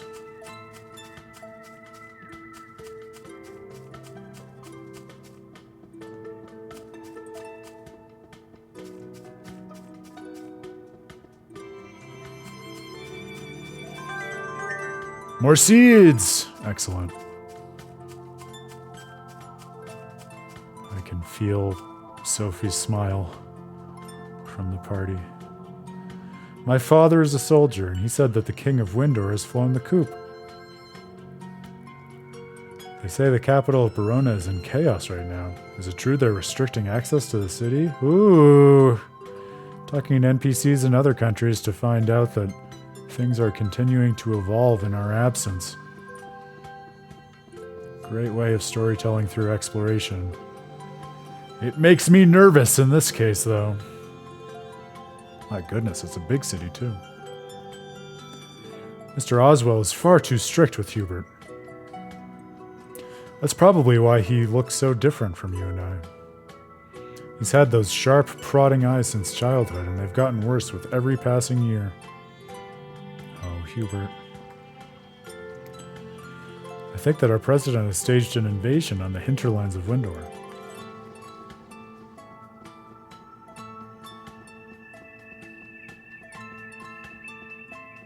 White wine estate? I'm listening. You have my attention.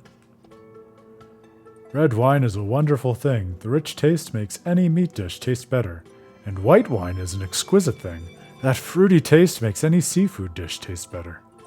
So which type of wine is superior?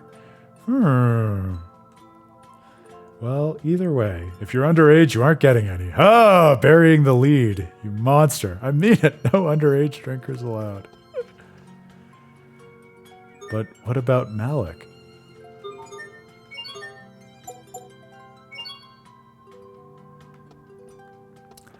I was reading in this book, Grail, I guess in certain Zen circles, one of the practices that they use for their own like Zen discipline, monks, is the practice of just like in a very proactive way giving everyone they run into on the street or in town or anywhere in life just a hearty and proactive greeting, like saying hello.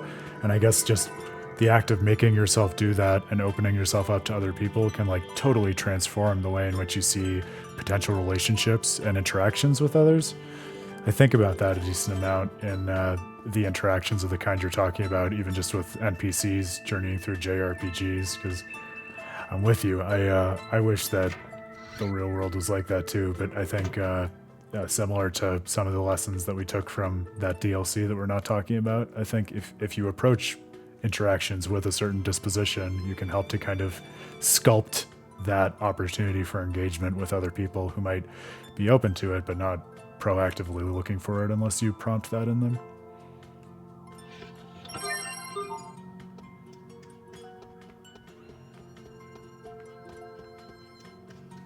What I'm saying is, every lesson you need to know about the world, you can find in JRPGs.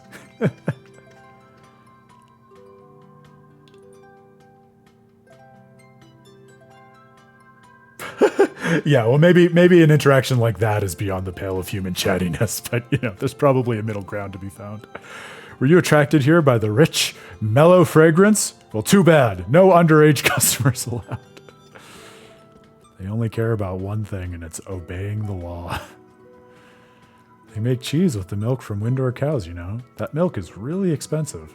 Anyway, I smuggled some cheese out from the kitchen earlier when the chef wasn't looking. It's just the best. Why don't you try some? Thank you, miss.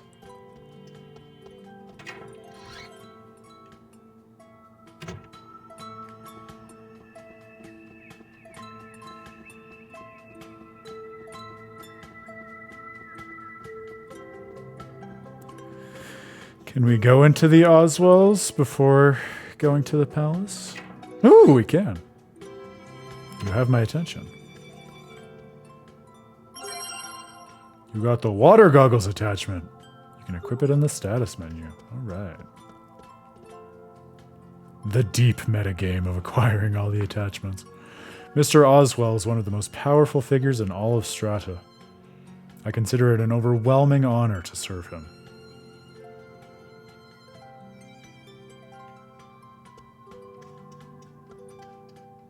What is it? I have no business with you.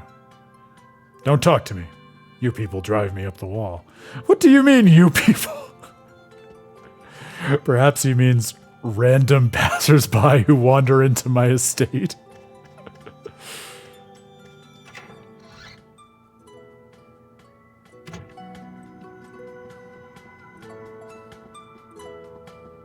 You'd think he might at least recognize Asbel by reputation.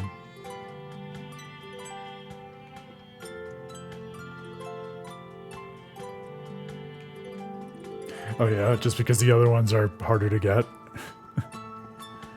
I figured we would find ourselves continuing to run into them, but maybe those are the only two examples of attachments like that.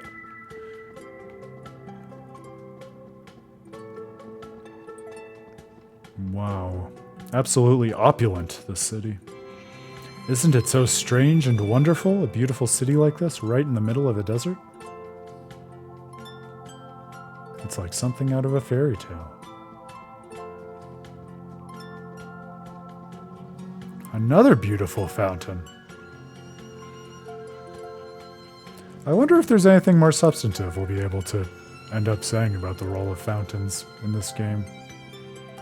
It definitely seems to be more of a staple than I was expecting, and then is typically the case in this kind of game. That's the presidential palace back there. You can go left for the desert ruins, or right for a path to port.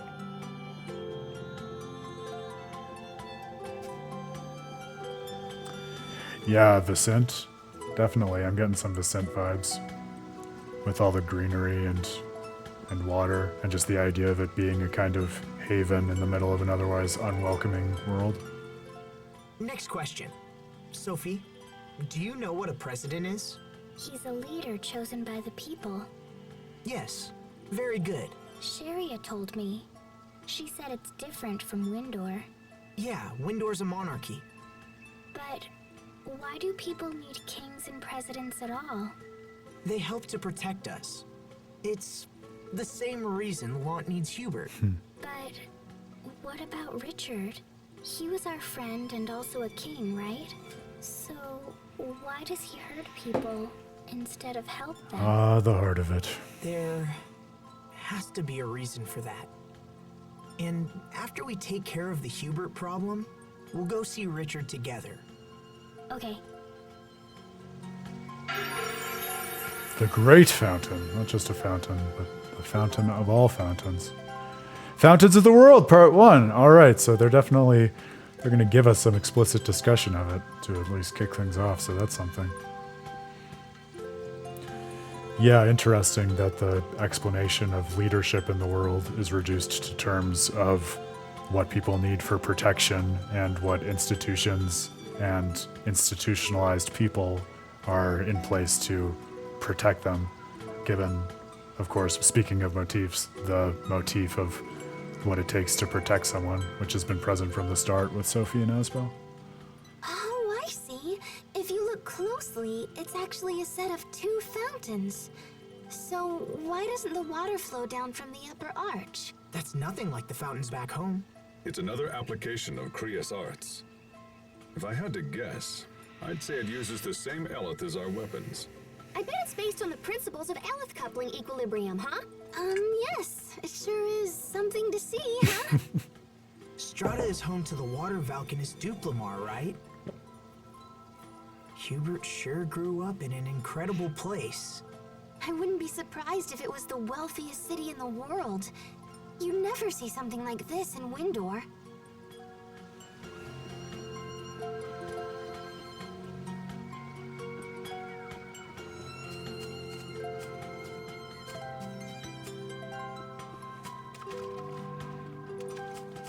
That's interesting. I mean, I know obviously you have the benefit of the whole plot pretty recently and vividly in your head, Grail, but based on what we've seen so far, do we feel like this is a pro-government game?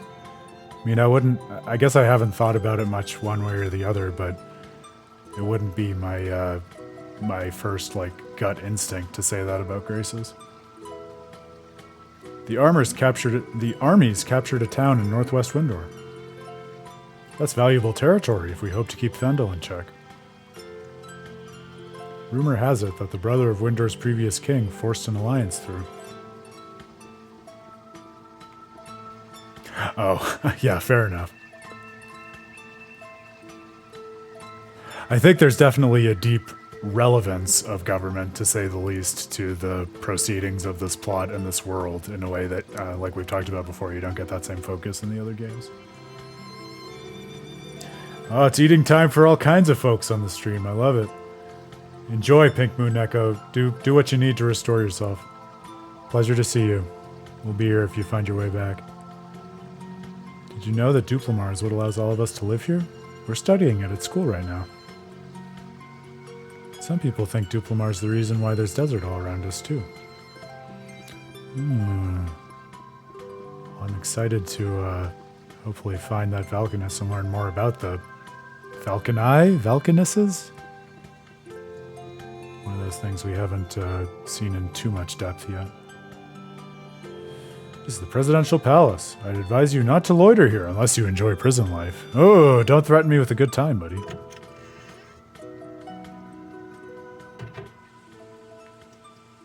Just call me Raven.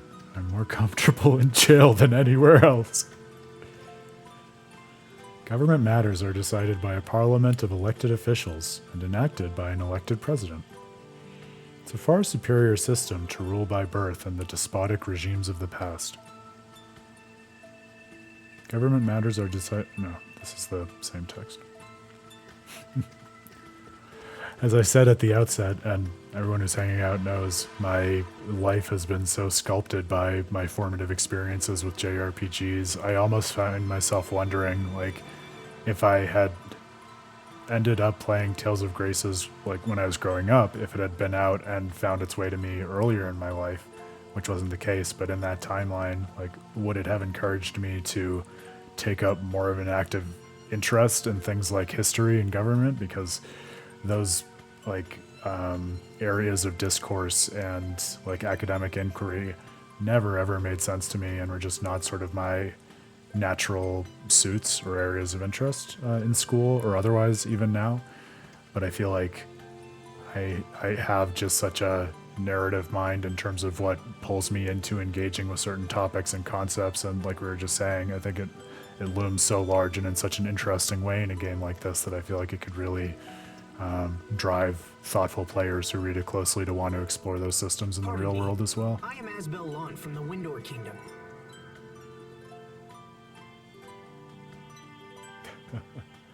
Yeah, I mean, I think it's also possible to like history for reasons that have nothing to do with Tales of Graces. I think that's a foregone conclusion.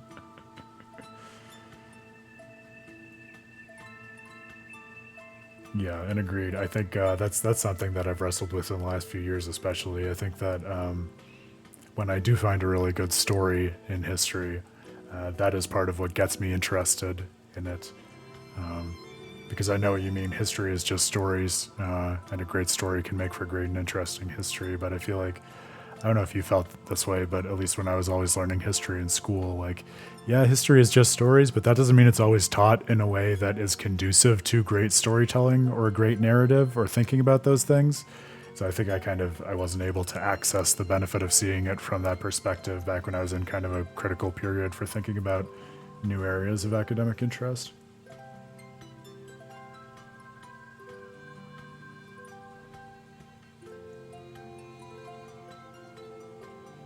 Yeah, interesting comparison between Strahta and America too, Cradle. Might be useful for us to keep in mind as we think about the different relations between these very different sorts of countries. I come bearing a letter from Governor Hubert Oswell. I would like to request an audience with the President. Can you help me? I will give this to the President. Please wait here. Will the President meet with us? I'm not sure. I guess it was kind of rash to just barge in here and demand an audience. You didn't barge in, dude. You had a letter. You're so polite. Guy needs a confidence boost. Sorry to keep you waiting, Mr. Lord. The President will see you now. This is also a fun time when Asbel says something like that, second-guessing himself so much. Like, try to call back in your mind and make vivid Asbel as a kid before the time jump, the 11-year-old who was so gung-ho about everything and didn't have like a bone of shame or self-doubt in his body. Like, wow, look at how time has changed and sort of subtly beaten down and beaten in this kid, right? However, your companions will need to wait outside. That's fine. We'll wait out here, thanks. Sorry, guys. I'll try to keep it short. Yeah, and again, like, I know exactly what you mean, Grail, but what a sad loss that is, because at least in terms of my perspective and when I do teaching, like, I think the best teaching is exactly the same as storytelling, right? Like, crafting a useful narrative around what it is that you're trying to express can be so materially conducive to explaining things and helping people to grasp the mechanisms of whatever it is you want them to understand. Like, teaching should just be storytelling, I really think. Like, obviously, if you're, trying to do something with a work of fiction, there's sort of different ends towards which you're aiming than, teaching in a classroom. But I think many of the means are the same, or ought to be approached with more overlap than a lot of educators practice in the everyday classroom. Good luck. Thanks. I'll need it.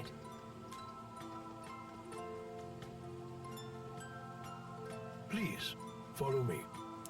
It'll be interesting to see how different or similar this democratically elected president is to the despotic monarch, the Mad King Richard, with whom we've had so many interactions of late. We gave up the letter to the president.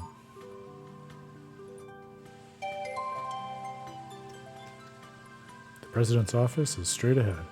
I'd advise you to refrain from any suspicious activities unless you enjoy being arrested.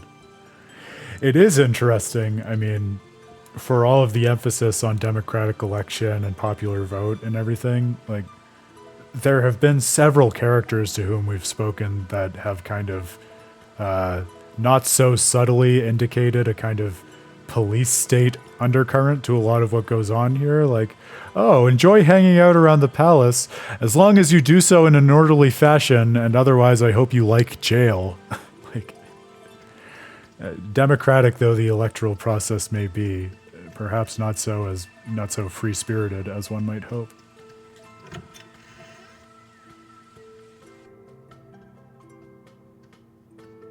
Aha!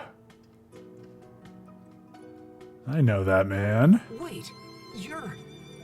Dylan Paradigm, president of Strahta. Thank you again for your help with the ROCKGAGONG. You deceived us! In truth, I wasn't trying to hide my identity, but in that place, and with that outfit, I figured you wouldn't believe me anyway. What I don't believe is that you weren't trying to hide your identity. Yeah, or even more cynically, Grail, just, checking the boxes to be able to satisfy the requirements handed down to them in terms of what a curriculum has to look like. And I know that many educators truly care and are not like that, but oftentimes I feel like there are so many just bureaucratic pressures on them that push them away from the natural utilities of storytelling and that kind of education, which is just so sad for so many reasons, Yeah, I feel you.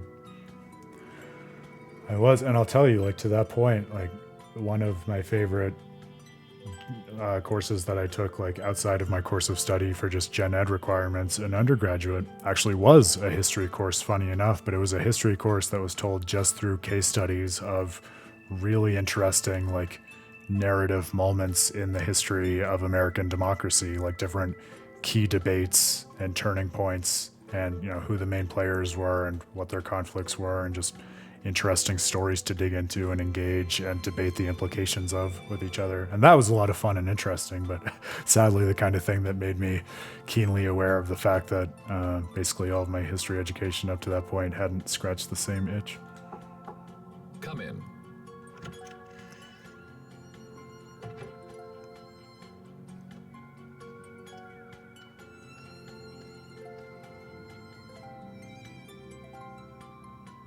Perfect.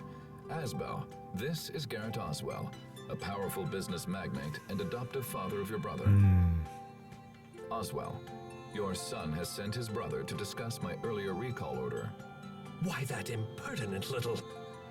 Asbel, He seems great. why have you come to our country? Mr. President, Lant is currently facing threats on all fronts. We need the continued leadership of my brother, Governor Oswell. He's slid into calling him Governor Oswell pretty effortlessly. Did you notice that? That just started up in the last scene, I think. Kind of trying to implicitly reaffirm his standing and position in Lant, I guess. Not a bad negotiation tactic. I hope to come here and convince you of this. Your order was issued because Hubert was said to be ignoring the will of Strahta. However, in accordance with the agreement between our two nations, his actions are clearly in the right. I humbly request that you refrain from quick judgment of him and come to a fair and rational decision. My reports say your brother is not fit to be a governor. I would disagree, Mr. President. Hubert... Interesting. Oh, sorry. I've heard very different things from Mr. Garrett Oswell here. I sent the recall order so I could ask your brother about the situation directly. The original plan was for a much larger area of Lant to come under our control, and in turn, for the supply of Crius to increase exponentially. Struggle for control of resources.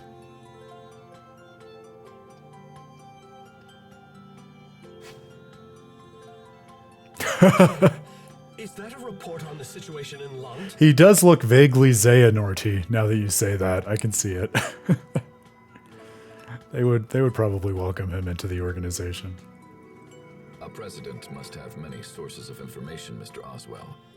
I couldn't simply take your assessment as fact. Just picture him in a black cloak as opposed to that vaguely Revolutionary War era garb. I don't know if that's right. Like I said, history not my bag, but something other than Kingdom Hearts. Asbel, the letter you brought supports the conclusions in this report. So then, Oswell, it seems you directed Hubert to aggressively invade the outer regions of Lant. I don't remember giving any such order. I imagine you had been hoping that prolonged internal conflict would leave areas of Lant with a power vacuum that you could then fill yourself. And when that didn't happen, you decided to take matters into your own hands and attempt to cause it deliberately. And you thought to hide this from me. You must take me for a fool. These actions go beyond personal insult. They are tantamount to sedition and high treason against this nation. It's great that you mentioned the comparison with Vicent Grail, because since you said that, now I'm just thinking of this whole plot line, and it's occurring to me that it has a lot of overlap with the whole plot line in Vicent in Tales of Arise, the base game, with Dohalim discovering sedition in the ranks and Kelzelik basically trying to undermine his whole right to rule for the sake of what he sees as the right path for the Renans and their domination over the Danans. I rule here, not you. I am the president of this country. Mr. President, I would never dream of hiding things from you. I simply meant to... Every aspect of our launch policy, from the initial occupation to the alliance with Archduke Cedric, was planned by you. I can see now that was a mistake. And so, Wow. I hereby remove any authority you have over the region. Heavy claims, Grail, heavy claims. What are you? Mr. President, you know how hard I have worked to secure Lund. And still you would have me surrender all authority? Oh, most definitely. You will do it at once, or I will have the regulatory committee investigate your gross abuses of power. Hope you like jail. That's my thing. As you wish, sir. Oswell, we're done here. Leave us. Yes, Mr. President. You hold your younger brother in very high esteem, Mr. Lund. He is an exceptional person, sir. And I believe he can serve as a link between Strahta and Lund. I trust him for this as well. However, there is no getting around the fact that his current methods will leave our country desperately short of Krias. If that does not change, I will eventually be forced to recall him. But... Personal feelings have no place when compared to the well-being of a nation. But if the Krias problem were to be solved, you wouldn't need to recall Hubert. Mr. President, please, give me just a little time. This is not a problem that can be solved quickly, Mr. Lund, and I don't know how much time we have left. I understand, sir, but I have to try. Well then, good luck, and I pray you find a solution.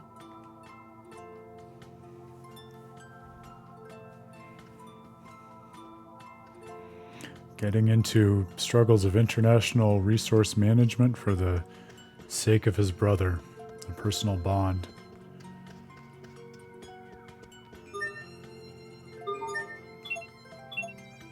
Gotta be a password clue lying around then.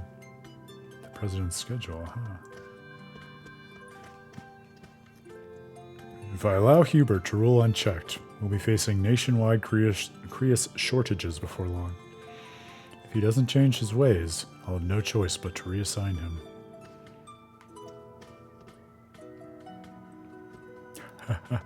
I mean, especially given his, I was going to say escapades, but can we make a portmanteau? His Alexcapades? That kind of works. Given his Alexcapades, it's definitely a plot twist that he would be just a decent guy, as opposed to someone who is quietly scheming in the background. But it's early days yet, you never know.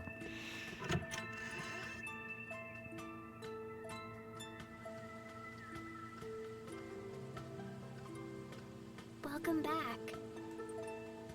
So, what was the president like, huh? I'm kind of disappointed I didn't have the thought of the word Alexcapades back when I was writing about Tales of Vesperia. That's a pretty good description for all of Alexei's mad scheming across the first two acts of the game.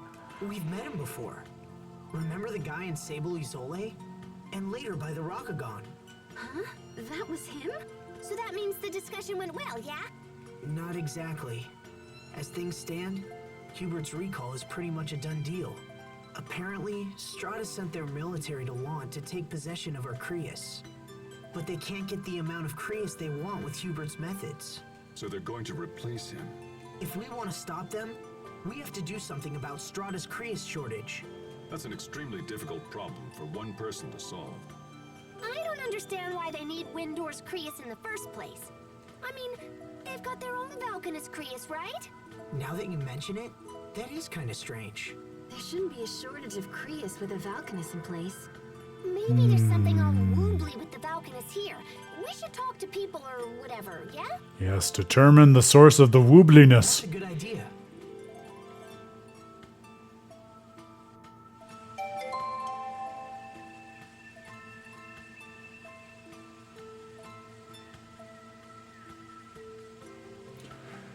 Wow, that is a very interesting question. That's good timing because I was actually going to take like a 90-second break just to quickly hit the head. So I'm going to think about that and give myself an excuse to not answer right away. And you think about it too, Grail, and we'll talk about it when I get back. So the only intermission screen I have as the 5-minute marker on it won't be a 5-minute break. I just need to pop out and then I'll be right back. See you folks back here to talk about Grail's fascinating question in a moment.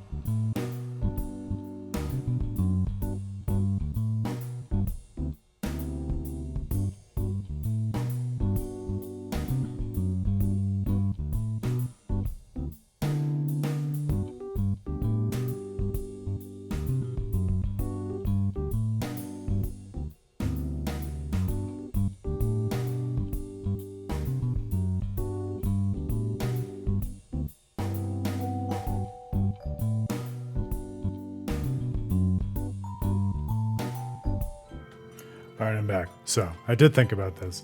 I feel like, to me, Grail, the interesting heart of your question is like which antagonists' plans and approach to manipulating the world most resonate with modern aspects of our actual world or modern like issues of inefficiencies that they could take advantage of, so they could insert themselves into existing systems in a way that we wouldn't know what was happening until it was too late. And so I think in answer to that, two come to mind for me, and I'm sure we could think through this and tell interesting stories about any of the antagonists, but based on the ones that I've reviewed for Tales of Praxis already, I would say that the two that jump to mind right away are, this might just be because we've been talking about him, but I would say Alexei. I know you said in chat you have your doubts, but I feel like, to me, part of what feels really real world insidious about Alexei is he just is incredibly good at taking advantage of just the disconnectedness and relative isolation of various communities and the chaos going on within them, so that they feel relatively disorganized. They don't really know how to guide themselves and clearly communicate with one another. There's not a lot of integration going on, and so it's very easy for him to just kind of gradually insert himself by speaking to the individual motivations of people in a variety of standings in different places in the world. People like Rago and Barbos and, even Ifrid, with everything that happens on the ship, and a variety of other people besides, right? And, get them to kind of become his unwitting pawns in service of his plan without them even realizing it. And I feel like when we think about a lot of just the disconnectedness and the fractious nature of a lot of, you know, what's going on in the partisanship of the modern world, like, it strikes me that there's a decent amount of resonance between the means that Alexei uses in order to try to seize totalitarian control and, you know, what he might have to take advantage of in the real world. And I imagine we could even, without naming anyone, think of particular people who have found ways to rise to power or get unexpected support from a variety of different camps in exactly that way in the real world in recent years. So that's one. And then the other would be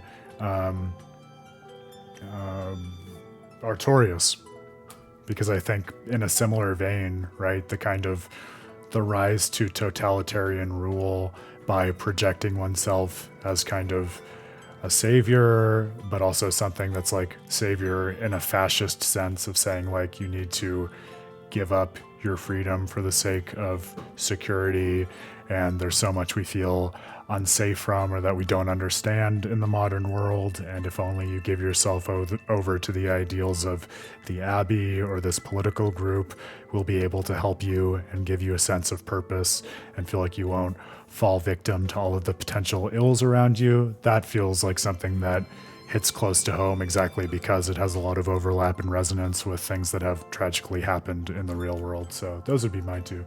Hey, Pottery, welcome back, my friend. You came at a good point. We were just vamping a little bit before diving back in. Yeah, a cult. There you go. Exactly. Like a large-scale cult. We have names for that on the national scale called fascistic regimes, among other things.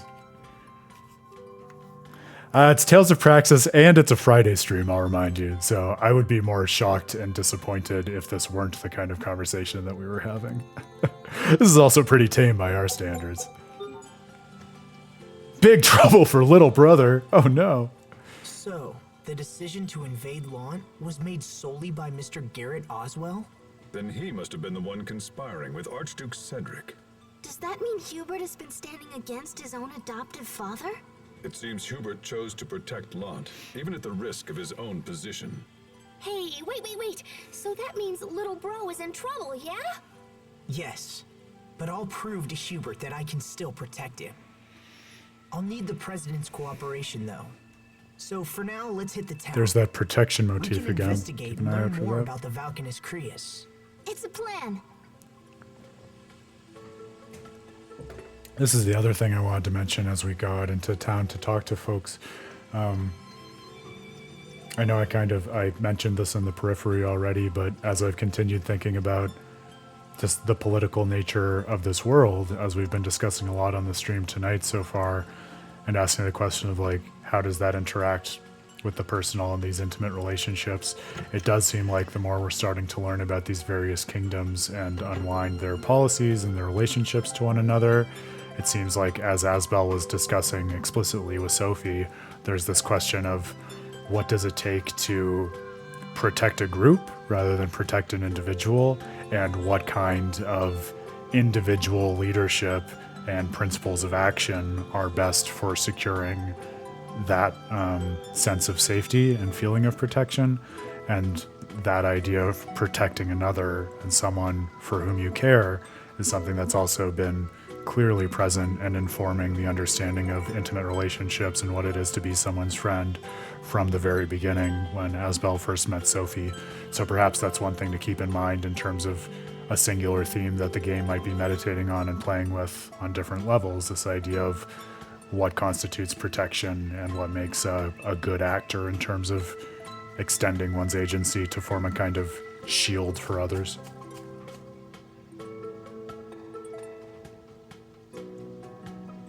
Ooh, Jaeger as an arms dealer? Yep, that also feels disturbingly realistic, and perhaps all the more vivid for that reason. Oh, we are definitely swinging by Oswell House in that case. We already, this child has not updated in dialogue.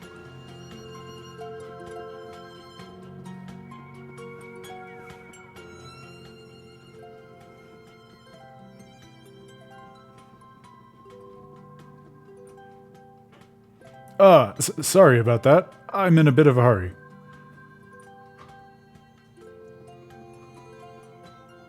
I hope he didn't steal something from them. The old bump and grab. Give him the old 1-2.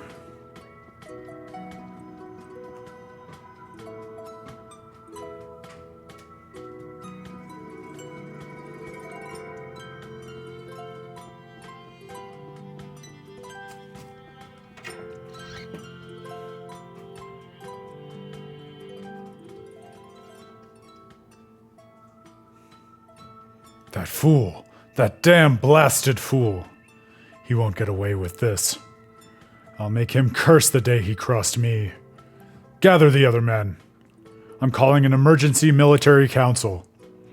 Yeah, that would be the move if you were someone like Oswell in a government like this. That's it. I'll have an uprising. Martial law! You! How dare you come in here uninvited? This is my home. I order you to leave here at once. Go on, get out.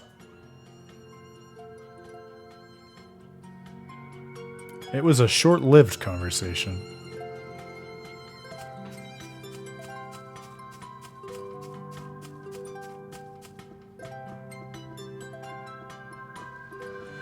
And that's the story of how Oswell formed a military junta.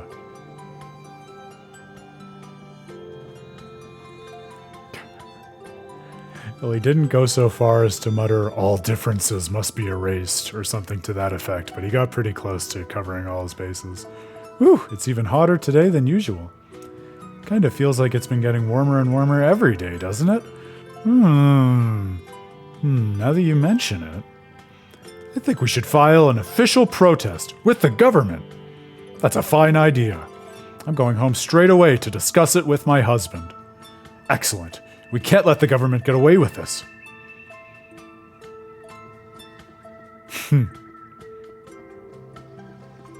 So for all the popular support of the government, also a willingness to proactively blame them for the even environmental ills of the country. Though presumably the government has some kind of agency over the Valkanus Creus, which I think we have enough basis at this point to understand could control things like the climate. I think we still have to draw some inferences at that point, but I think we know enough about the Valkanus Creus as to work our way into thinking they could do things like control or at least influence the weather.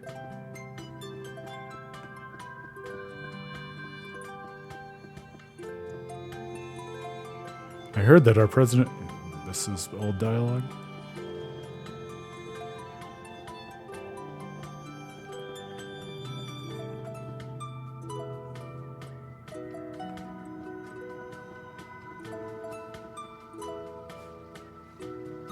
President's house.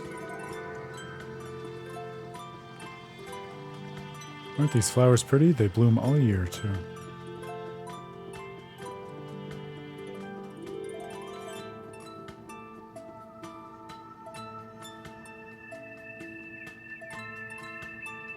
I think we spoke with her already.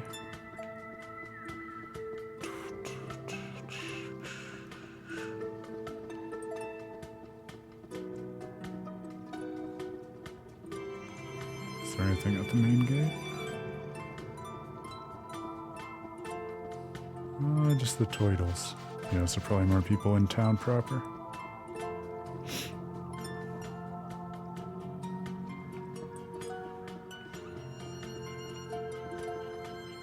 Not down here.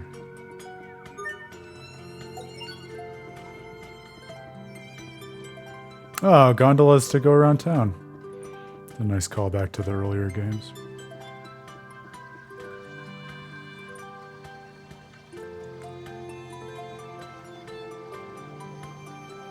Oh, there you go. That must be an indicator of the people who are talking on whom we need to use stuff. What's the matter, Mother? Haven't you noticed? Is the water level in the fountain lower than usual? That's right, dear. Do you think it's broken? Good question. I'm not an expert on fountains, unfortunately. Well, are you worried? Maybe a little. We wouldn't want the city to dry up and become like the desert, you know? Oh, it'll be fine. We still have the Valkanus. Yes, yes, of course. Your dear mother's such a worrywart.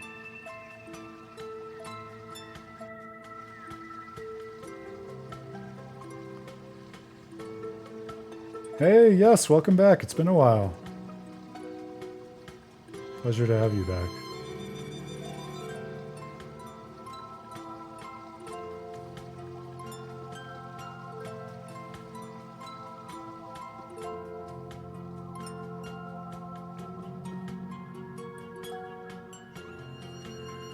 They work like the... You think they work like the mother crystals in terms of, like, absorbing energy from the, like, the surrounding ecosystem, Grail? I thought it was more in terms of, like regulating the inflow and outflow of Eleth, and therefore, like, the energy that would do things such as, like, influencing the elemental patterns like weather and things such as that.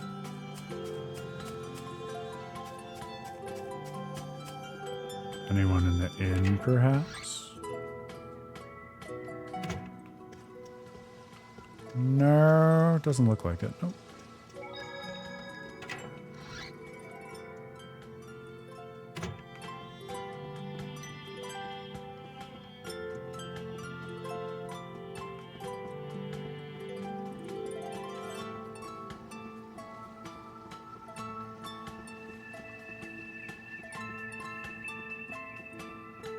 Alright, must be further up.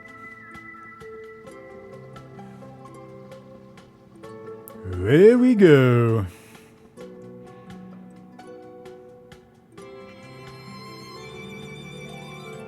See, this is one of the reasons that I gripe about the libraries in research towns not having books you can read, because in the games where they are things you can actually read, they almost always have clear and very useful details on the inner mechanisms of various parts of the world. Not that you don't get it from elsewhere in games like this, but it can be a useful roundup for just accumulating and taxonomizing your knowledge of the world. At least if you're someone like me, it's helpful for me in keeping track of these things.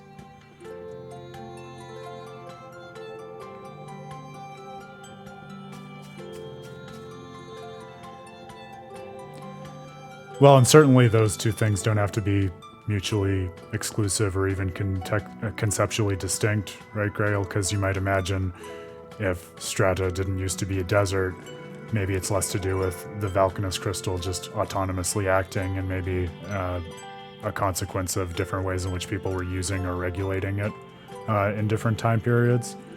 So maybe getting it to like act in different ways in terms of the energy that it was expressing versus absorbing or something such as that. The president sure has it rough. Tell me about it. Some idiots have even been protesting the unusually high temperatures of late. Isn't that the stupidest thing you've ever heard? I mean, who protests the weather? Kind of what I was thinking, to be fair. I wish they wouldn't do such embarrassing things. Oh, I know. And did you hear about that strange man? Tell me more. The one traipsing about town in that oddball outfit? It's a sad day indeed when things come to this. Last I saw him, he was heading toward the West Gate. I wonder if he lives out there in the desert. It wouldn't surprise me. The West Gate? Ah, a direction emerges.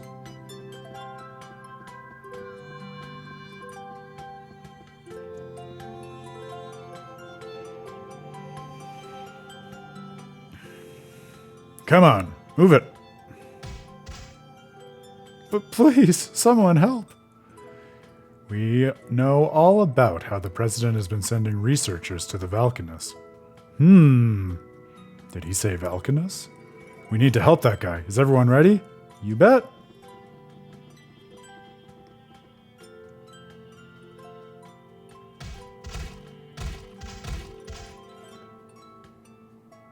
Team Awkward Grunt wants to battle. Thank you. Thank you so much. You're welcome. Now what's going on here? Well, it's something to do with the Valkanus, isn't it? Well, you see, does it also have to do with the rising temperatures? Yeah, so... Oh, hey, look at the time, gotta go. Goodbye!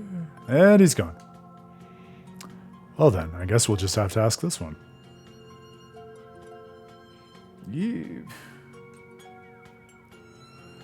What do you know about the Valkanus? Who? I don't know nothing. Look, we're not interested in whatever it is you're doing. Huh? Especially since I'm sure it's some petty plot for minimal financial gain. Wow. Way to belittle the poor bandit. So then, will you talk to us? Like hell I will.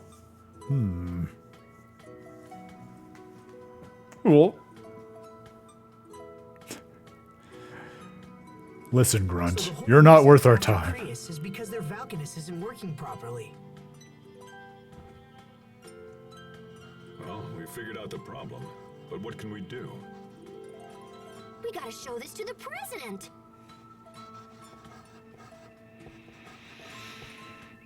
This is a diagram of the Valkanus?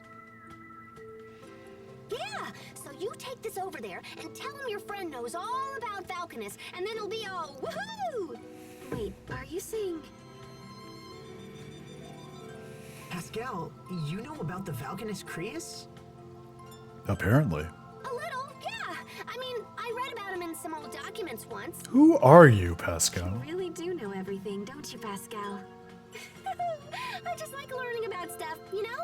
I don't remember how much background we get on her, but I do love the idea of a JRPG character, and maybe it will end up being her, who just doesn't have a single role, like, you know, being a student or a researcher or a teacher with some specific explanation for their knowledge, or even, you know, a colonel in the military with, you know, special research background like Jade, but purely just enjoys learning about things and so has amassed a bunch of knowledge about various aspects of the world. That's a nice, simple way to cast a character. Simple and satisfying thereby. The president might not care, but it can't hurt to show him anyway. All right, Pascal, we'll give your idea a try. Pascal's diagram. Oh, I wish we could zoom in and see it even better. A diagram Pascal drew for the president explaining how to repair Duplimar. The Born Scribbler! I love it. What's the description of that? Can we see when she's not in the party? Yes, we can. Excellent. Born with a natural talent for drawing, she never thought it was anything special. Because that's just the way she is. I love it.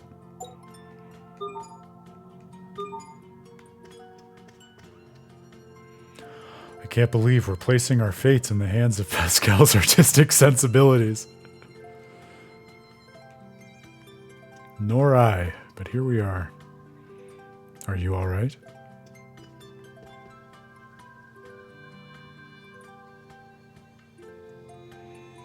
I hope the president is able to see things our way. Drawn together. Excited about that one. Just show him the diagram. Worst he can do is kick us out of his big fancy house. Is that the worst that the president of the country you're currently in could possibly do, Pascal?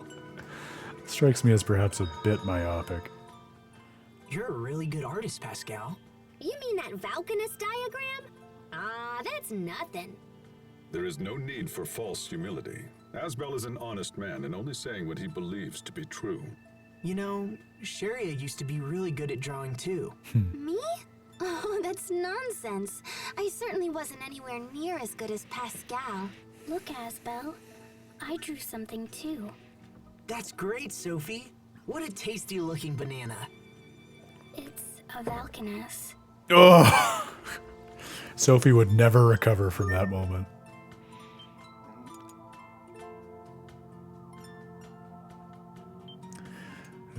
Drawing showing up as an interesting point of commonality between some games, with no further elaboration offered for the sake of spoilers.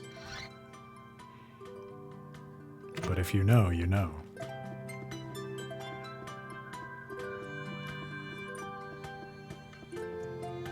It is a nice way, I think, just the idea of drawing as a passion and an art form to connect the ideas of someone with an intrinsic interest and talent and passion, ability, with the capacity to explain and communicate and represent the world in a certain way to someone else.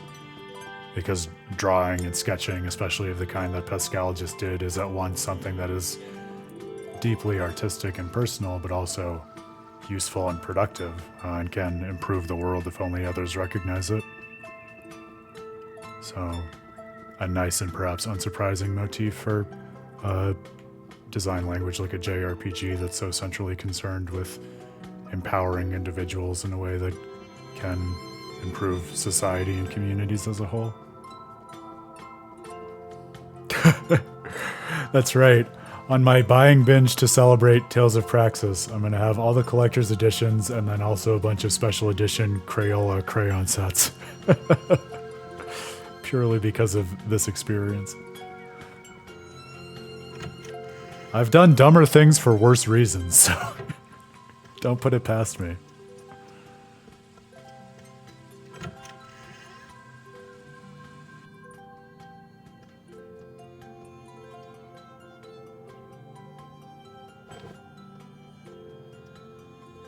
Well, Asbel, have you learned anything? Mr. President, I think we may be able to help you fix your Valkanus Creus. All right, fair enough. What are you planning? Please look at this diagram. Look at this graph! It's from a friend of mine who's extremely knowledgeable about such things. She said she'd be willing to investigate. It seems you've been holding a trump card this whole time. Well, you're right. Our country's Valkanus Creus has been experiencing severe problems as of late. When we sent a research team to investigate, they found Amarcian ruins at its base. Ooh, going back to the past, as it were. Amarcian ruins? You're familiar with the Amarcians, the mysterious people who left ruins all over the world. In a cosmic sort of We way. don't know if these ruins are connected to the Valkanus somehow, but it's possible. It would be a substantial coincidence if they weren't, don't you think, Mr. I'm President? telling you this because I'm interested in what your learned friend might think. Our scientists have precious little insight when it comes to Amarcia. It would be most helpful if she could take a look. If we agree to investigate the problem, will you let Hubert stay? Garai, oh no! Investigation will not be enough, I'm afraid. You will need to fix the problem altogether. Hopefully more useful and less sad than Garaios for the current problems that they're facing. Okay, I'll take my friend to see the Valkanus Creus.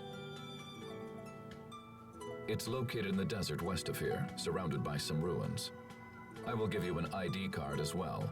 We don't allow regular citizens to approach the Valkanus, you see. Thank you, and good luck.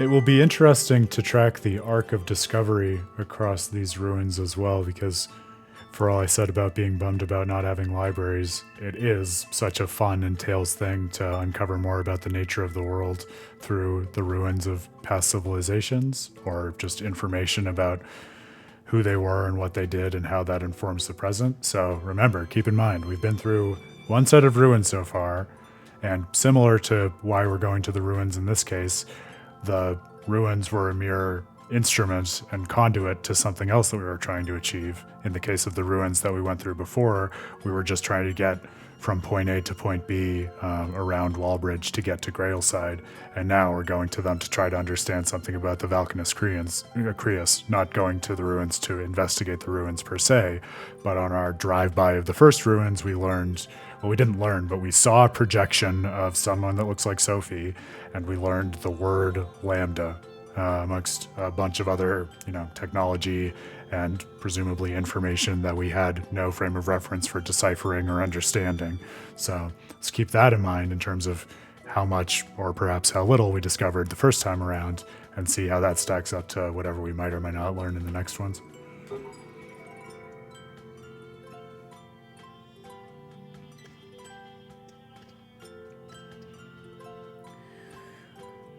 Do we have enough information to weigh in on that one way or another yet, Grail? I mean, it seemed like even with the block that Asbel had to push in the catacombs they probably indicated ruins of something, but not ruins in the same sense of, acting as enduring artifacts that we could learn from in the way that we did with the technology that still remained in the ruins that were on the way to Grailside. If we do, it's a live question to keep in mind as we go forward and learn more about the plot, though, right? Because we all remember what happened in the catacombs, and if we end up thinking of them as ruins, that kind of experience with even less context and information than what we gleaned in the later ruins kind of shows a further track of gradually mounting information in terms of everything that we get access to in each progressive visit to a ruin of some kind or another. How did it go? Well, he was very interested in Pascal's diagram. He wants us to investigate the Valkanus as soon as we can. Sweet! Thanks, Pascal. With a little luck, I think we might be able to save Hubert now. Hey, no sweat. I'd do anything to see Strahta's Valkanus Creus. So where is it? Inside some ruins, in the desert west of here. All right, let's get going.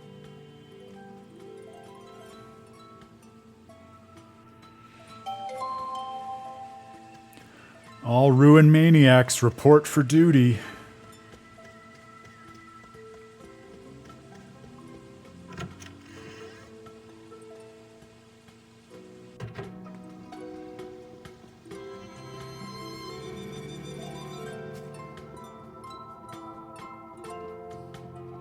All right, back out that western gate.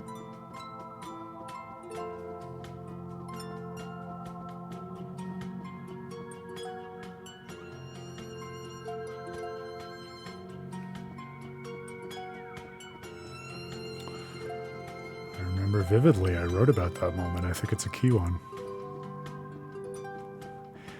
It does make it all the harder for me to trust and buy into El Presidente here as someone who is purely well-intentioned, but I'm trying not to put the cart before the horse either.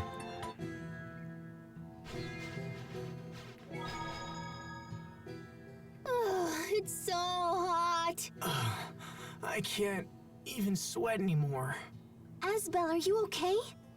You're not dehydrated, are you? It's not that.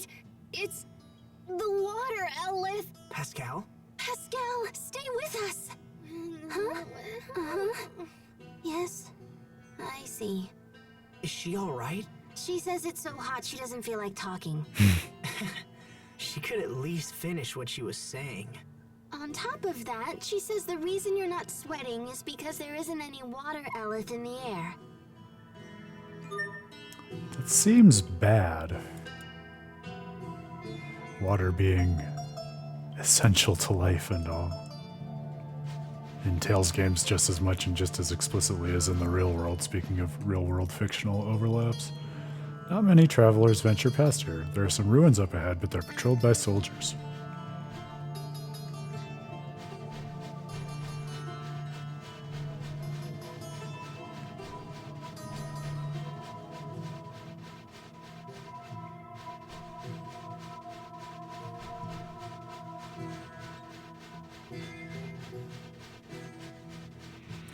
Yeah, it is interesting how quickly and deeply they've fallen into kind of the socio-political interests of this foreign nation, purely on the back of Asbel's interest in protecting and helping out his brother, like that family attachment and deep impulse to reconstruct the family relationship that he lost, making it all the easier for him to take on tasks and maybe or maybe not be used for the ends of a foreign nation in their own plots. Time will tell.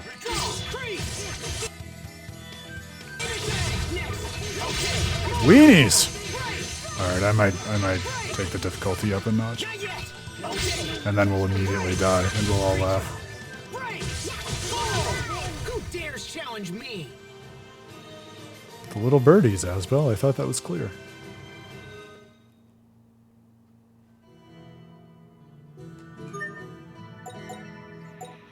Oh, we're doing it. We're doing it, friendos. If I can find the right menu, we're doing it.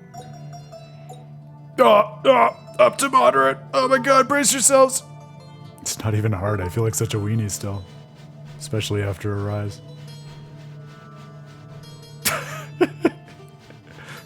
Why do you want to see me suffer so badly? What did I do to you?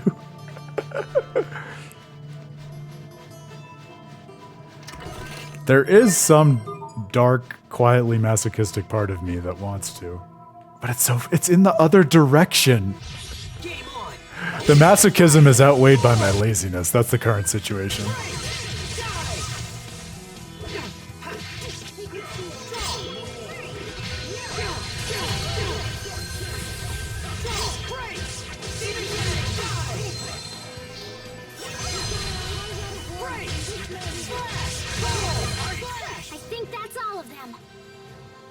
Now this still seems manageable.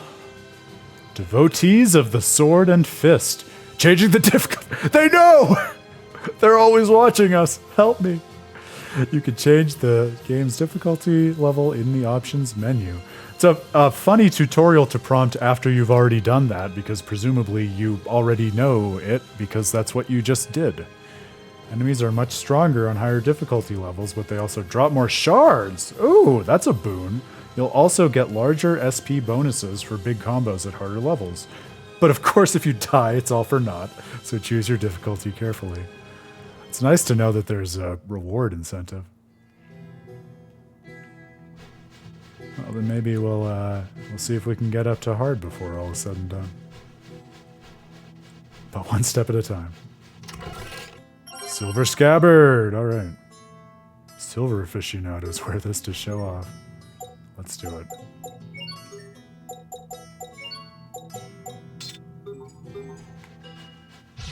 We're ready for battle. Okay, mow him down!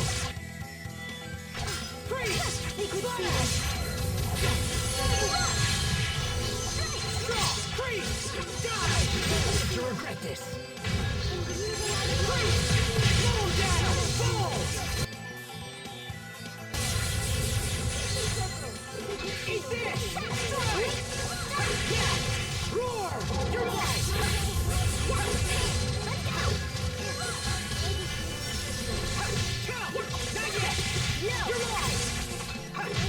Are you all right, Sharia? Can you stand? If only Asbel could be this kind. His victory pose off on the other side of the screen. I love that one too. Oh, poor Sharia. At least Malik's there to care for her. That's something. Oh, what have we there? Did we accidentally go to Pompeii instead of these ruins?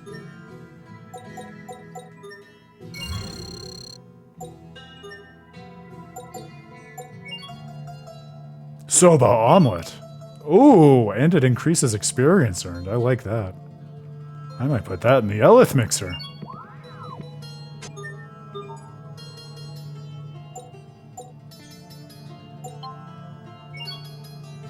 And gratin. Another series classic. Pasta au gratin.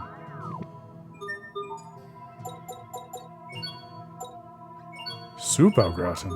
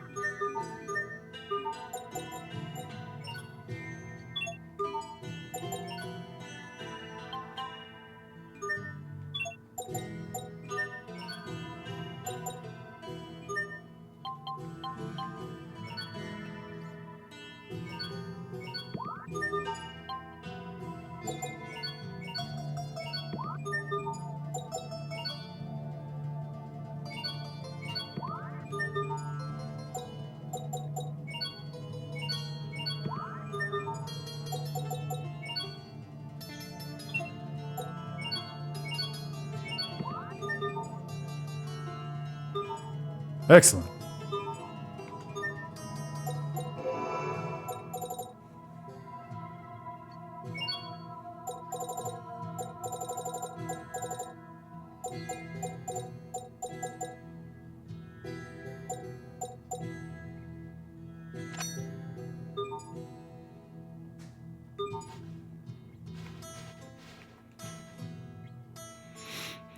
Well, here's a treat. I almost never meet people out here in the desert. Not much to see, after all. What am I up to? Oh, just looking at the desert. Sand watching's a hobby of mine, you see. I feel like I never want to tell people that they ought to get better hobbies, but that might be where I draw the line. Sand people! Sand people, sand people. Oh, I thought those were people, but it's just sand that hardened into a human-like shape. With so few people in this area, there's no one around to knock them over. Huh. Interesting. Why do you think the Amarcians put a Valkanus in the middle of the desert like this? They're really going out on this joke, aren't says they? You actually have it backwards. She says the Valkanus Creus likely turned this place into a desert. Why are you speaking for her, Sharia? She says it's a pain to talk in this heat. I have a feeling one way or another we might end up learning more about these Valkanus Creuses. It's the plural of Creus, right? In these ruins coming up. Hey, Grail, welcome back. It's great too because it's the kind of thing, as my comment suggested, that I expected would just be a one-off joke for one skit and then they wouldn't have any memory of it. So the fact that they carry on with it throughout the area is very charming to me.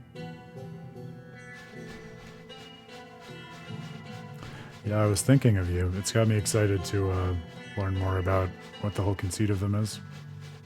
Based on the way in which this area is evolving, I feel like it makes sense to expect that's coming up. Orange ribbon, alright. This is just the thing to wear on the day you get dumped, right? Oh. I hope not.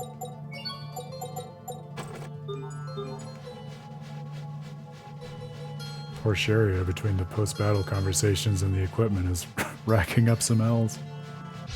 Let's get this underway. Okay, break! Die!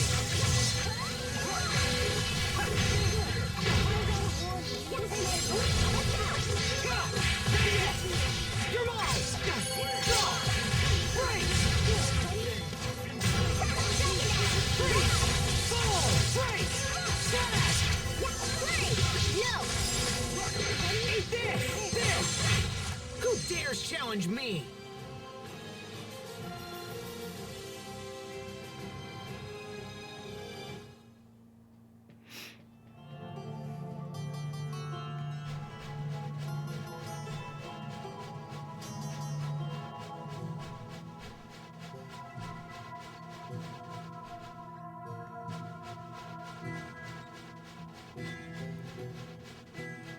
Yeah, all about so far trying to ensnare or cope with the loss of a certain paramour, it seems. Girl certainly has a brand.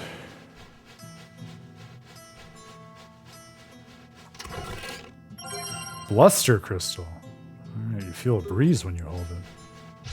We're ready for battle. Slow him down! Break! Okay, freeze! Slow him down!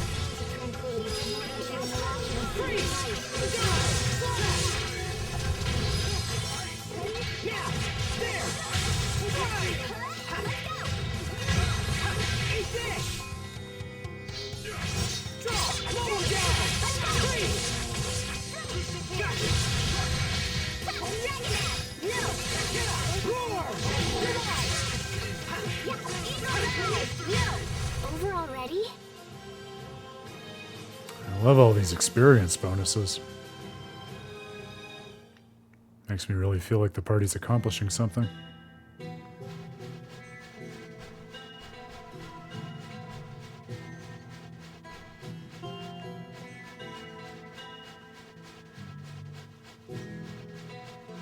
Ah, you thought you could hide from me. You were wrong. Stone charm in a desert just gives me acid flashbacks to hunting basilisks in Tales of Fantasia. Ugh. Not a pleasant experience. Upper quarry stone. Block of stone that's quite heavy to carry. And yet the party will lug it around. For dualizing reasons. Stand guard! Keep it Okay, mow him down! Break! Slash! Break! Slash! Break! The image of all the birds surrounding and pecking at Asbel simultaneously. Even in battle, it's important to pay your respects. Okay, Not like that.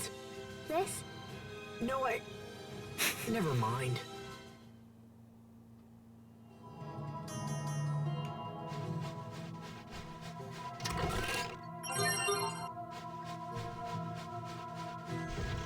Ah!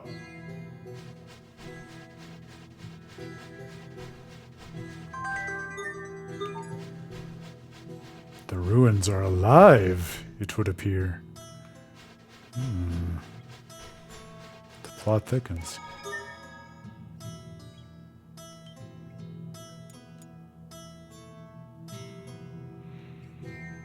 I would say sherry it up. Give our girl some W's after all these sad L's we've been talking about this stream.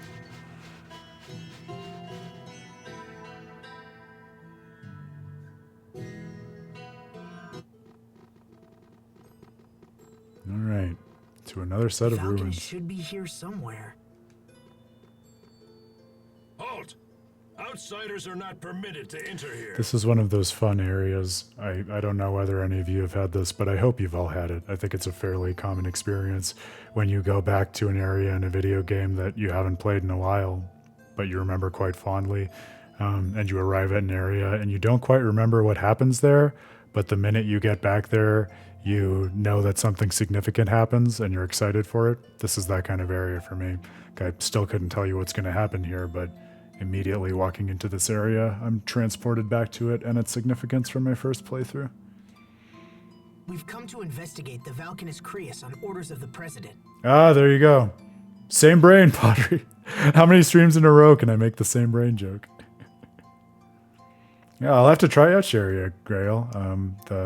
She hasn't made it into my rotation yet for characters I've actually tried. Be fun to see. Ah, forgive me. You are free to enter. Well, it's a self-selecting group, this Tales of Praxis stream, isn't it just? So I like to think we all have collectively one mind we just share and pass around. It's part of the fun of it. The Valkanus is located near the back of the ruins. But it's a mind that manifests in delightfully different aspects when each one of us takes possession of it. As with any good JRPG party, right? Let's go in.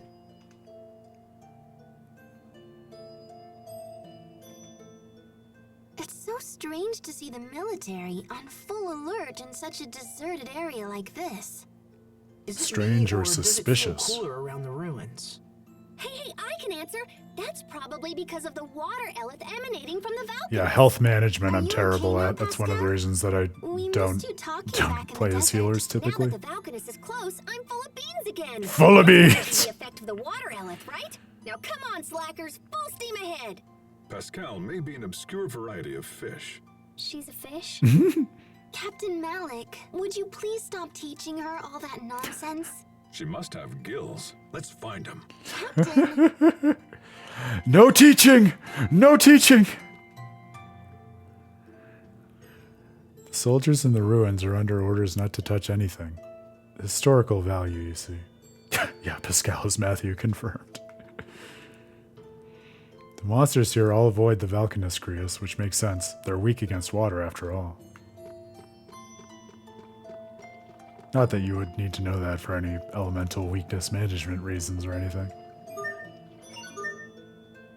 Ah, we just went to the shop, we're fine. Come agains. I think I will. Let's do this! Drop! Break! Roll down! Dive! Slash! Break! Slash! Dive! Freeze! Break!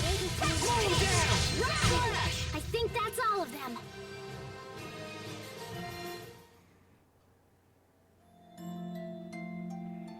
I think that I forgot to set the cooking conditions. Is that something I need to do when I set food into the mixer?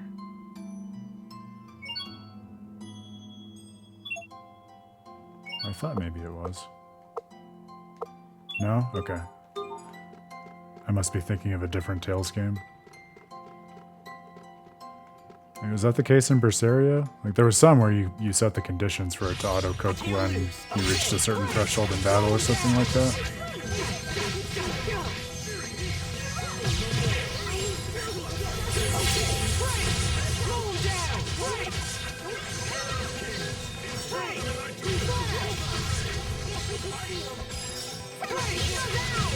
Who dares challenge me? So much tempering going on.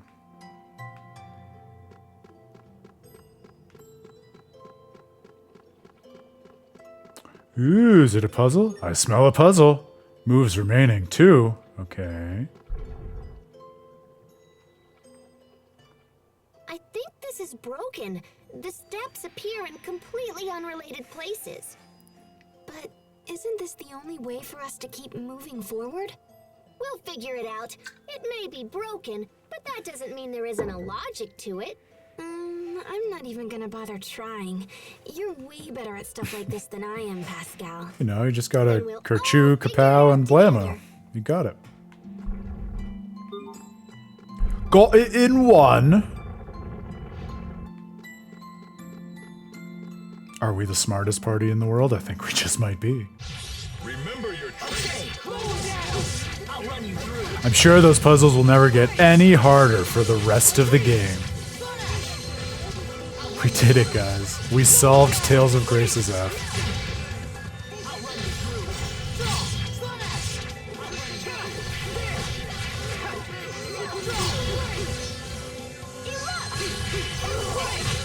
Sophie, you should learn more about this world. Okay, what have you learned already? Well, yesterday. Why is the cat away? I love the idea of a mischievous teacher who's just messing with this kid as she's trying to learn about the world. But a good-hearted messing.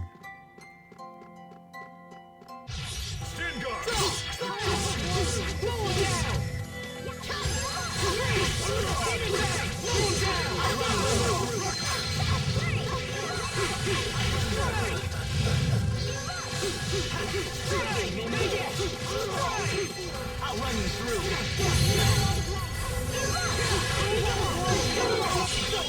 Rip to pieces. Yes. Fun dad. Fun, super well-intentioned dad, I Pottery. think that's all of them. He kind of is dad goals, isn't he? There's a great energy like that about him. Yeah, I love that, Grail. I think that's super important, you know, recognizing that you're not going to be an expert right away and being willing to make mistakes and just go through it step by step.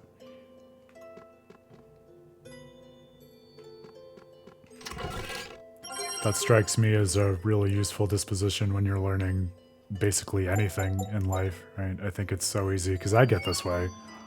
I'm sure other people do as well when you're trying to learn something new, and especially when you're excited about the thing you're learning about, you just want to skip to the end of the book and race to the point where you have expertise and understand everything. And so you can either trick yourself into thinking you know more than you do right away, or else just get frustrated that everything's not clicking, and being willing to take the time to actually learn and be excited about the failures and genuinely take them as learning experiences, to give truth to that cliche, I think can be tremendously valuable.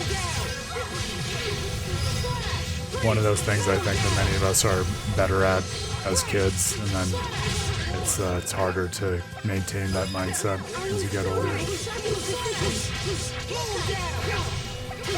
That child mind thing that we were talking about right at the beginning of Tales of Praxis. I'll run you through. Okay, I'll run you through. Victory is ours.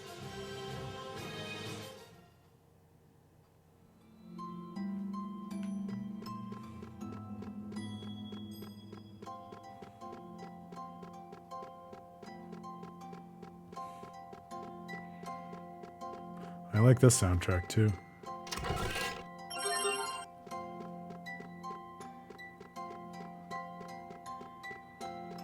Stay safe, everyone! Freeze! Slow him down! Give me back! Strike! Kill! Yeah! Okay, demon bang! Freeze! No! Freeze! Slow him down! Slow him down! Fall! Right into next week. I've traveled back in time from next week. Please stop throwing monsters at us.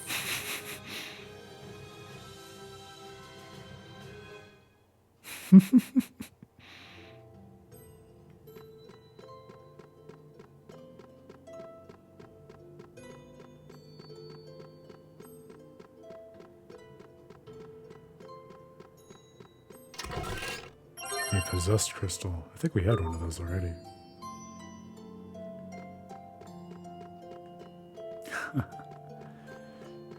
Who did you change to, Grail?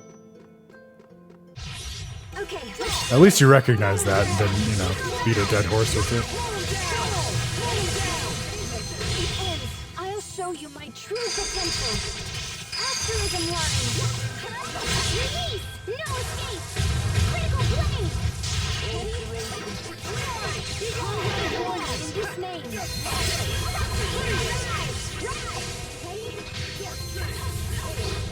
Fall! Let's keep moving.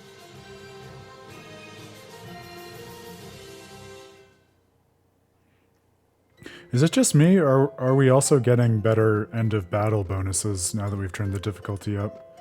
Does that also scale as you have harder difficulties? Or maybe I'm just noticing it more?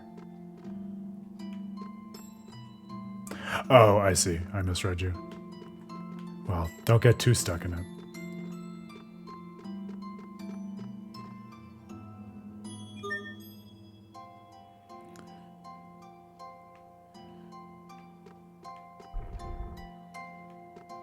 Yeah, grade I get for sure. I just wasn't sure if it would be the case that the actual, like, you know, you get more experience at the end of battle if you hit a certain combo or something like that.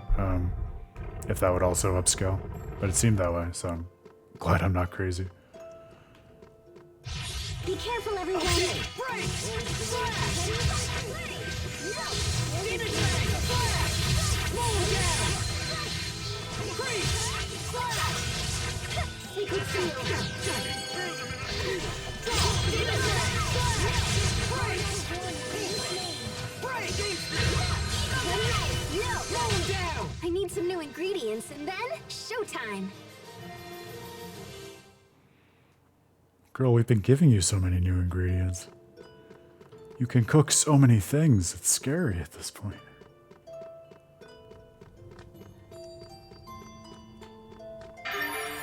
Ancient embers. A torch flame, alright. I wonder if these flames are from ancient street lights. Of course, that would mean this used to be a city. Perhaps this was once the center of Strahta. Ooh, ancient ruins? Then there could be ghosts. Oh, stop. Cut it out, Those are the Pascal. kinds of things I have really Ghosts are good going muscle to come memory out for in as well, broad Grail, daylight just like even this. after years, so Right, Asbel?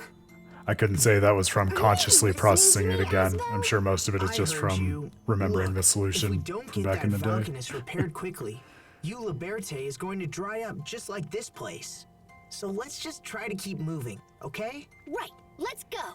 Yeah, Oh, sure. Now they're acting all serious, and I'm the one screwing around.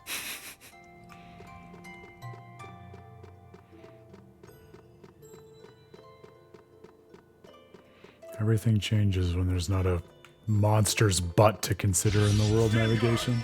Okay! Slow him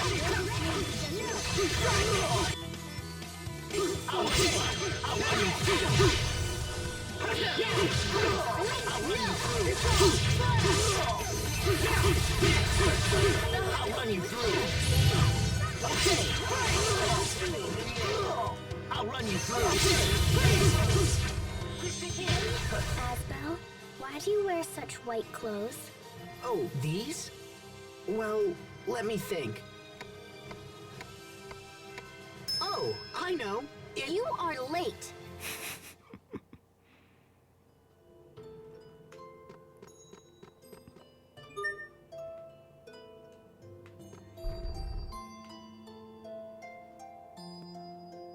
Oh, I don't think I did this one right.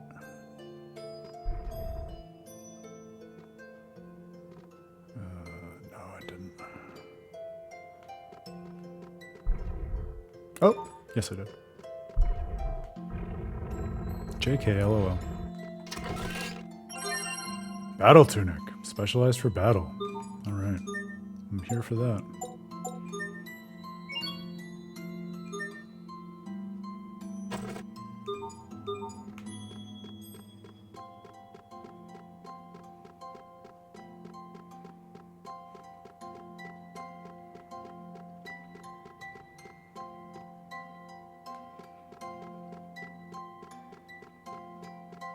That feels like the way forward. What do we have over here? Oh, I see many, many monsters and then a long road to a chest. I know we're a little over time. My plan is just, I imagine we're probably going to find a save point in the near future, so I figure we'll just play to that and then we'll wrap up for the evening. Over already?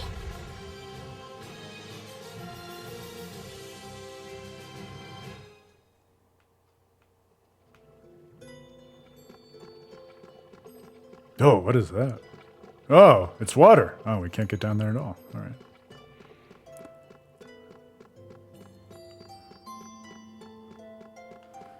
Well, it was so hazy with the desertness of it all. I didn't even clock that until it was right on top of us.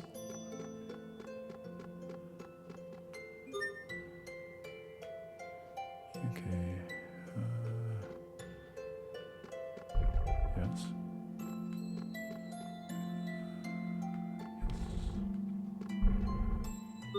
Oh, damn it.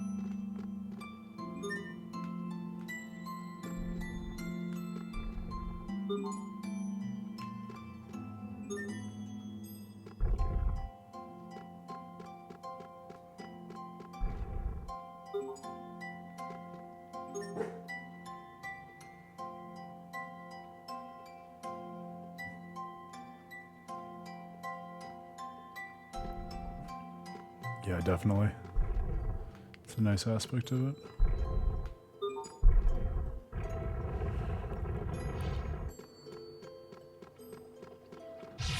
Let's get this underway.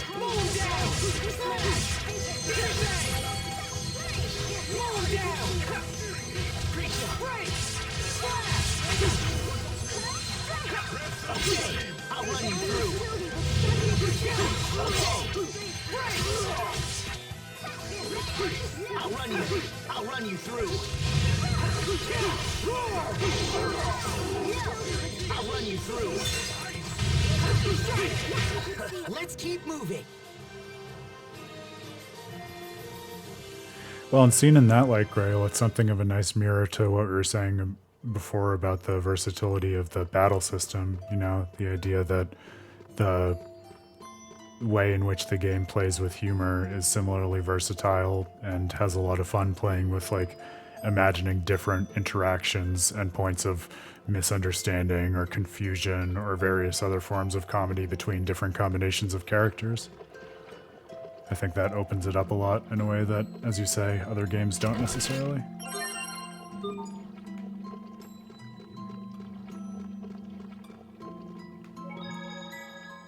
I hope Lant is still okay. Hey, I'm sure Hubert is doing a great job. I'm not worried about that. I'm worried about... Richard. Yeah. What happens if he goes back to Lant? It only survived last time because of Sophie. But next time, we may not be so fortunate. I wonder what made Richard the way he is now. Why is he hurting everyone? Is he still our friend? Yes, he's still our friend. And if he's involved with trouble that he can't handle, I'll stand by his side and help him figure it out. Yes. I will too. Good. He put us through a lot, Asbel. But I just wanted you to know Me too. that I'll stand by you too. She stole my line. There are two speeds. No middle ground, it's binary.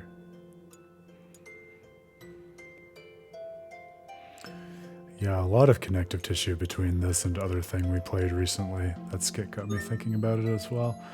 All right, friendos. Wow, what a wonderful evening. Great way to kick off the weekend, and nice to be fully returning ourselves to being situated in this one world with these characters. Hopefully, it'll be less whiplash for all of us. And at least for me, I know it'll also be easier to hold in my mind and dig into the nitty gritty of especially things like the underlying structure of the worlds, things like these Valkanus Creus of the kind which we're going to be exploring next, the ruins. There's plenty to uncover and plenty of intertext with which to play in terms of how it's related to other games. Also just intertext in terms of, or intratext, I should say, in terms of how the different parts of the game are situated relative to one another, as we probed tonight in terms of things like how the politics relate to the interpersonal and the deeply singularly personal as well, what it is to protect, what it is to feel betrayed. How is it that Richard has come to be this kind of person who hurts rather than person who protects, and what makes that difference there. So we'll have plenty to explore, and to Grail's point, plenty of comedy to enjoy, along with all of the other more serious and contemplative aspects of the game as we continue to explore it this coming week. We're back on a regular schedule for now. Maybe we'll consider ramping up the cadence after this week of streaming madness. We'll see. But for now, I think it'll be nice to ease back into the steady state. So Monday, Wednesday, Friday, 7 p.m. to 10 p.m. Eastern. You know where to find us. You know what we'll be doing. You know which in-game JRPG party will be hanging out with the real-life JRPG party. And we won't be flitting back and forth between them for a time, at least. To everything, the diversity only helps, but it's also nice to fixate now and then. Grail, you have a great evening too. Great to see you. Pottery, great to see you as well, my friends. Other folks who showed up, pleasure seeing you. If you're hanging out in the background too, great to see you. Pink Moon Neko, Ron, Reen. I know I said the name last time wrong when he showed up, so I was reluctant to say it again, but pleasure having you back, my friend. I don't think I saw Chrissy, but Chrissy, if you make your way back here or on the VODs, I know you've been enjoying the Tales of Graces stream as well. And if you found your way here somehow with Beyond the Dawn and you want to dig into something a little bit older but thematically resonant, this is a great time to jump in. Not too hard to catch up, especially at this point. And we are always welcoming new additions to the real-life JRPG party, as when you discover the joys of a new party member in a game, it only adds to the texture of the experience and the insights that you get. So drop by the stream. It's a new week next time. Great time to jump in. All right, everybody. I hope you have a great weekend. I hope you think well and game well. Have some fun. As Grail is fond of reminding us, so much of it is about what sums to a fun experience in these games as well. So have some good fun for yourself. Yeah, there you go. No, that's the best part. It's not even paywalled. As with any good JRPG, the real life JRPG party is open to all, just for the joy of it. All right, my dear friends, you have a great evening, a great weekend. I'll see you back here on Monday.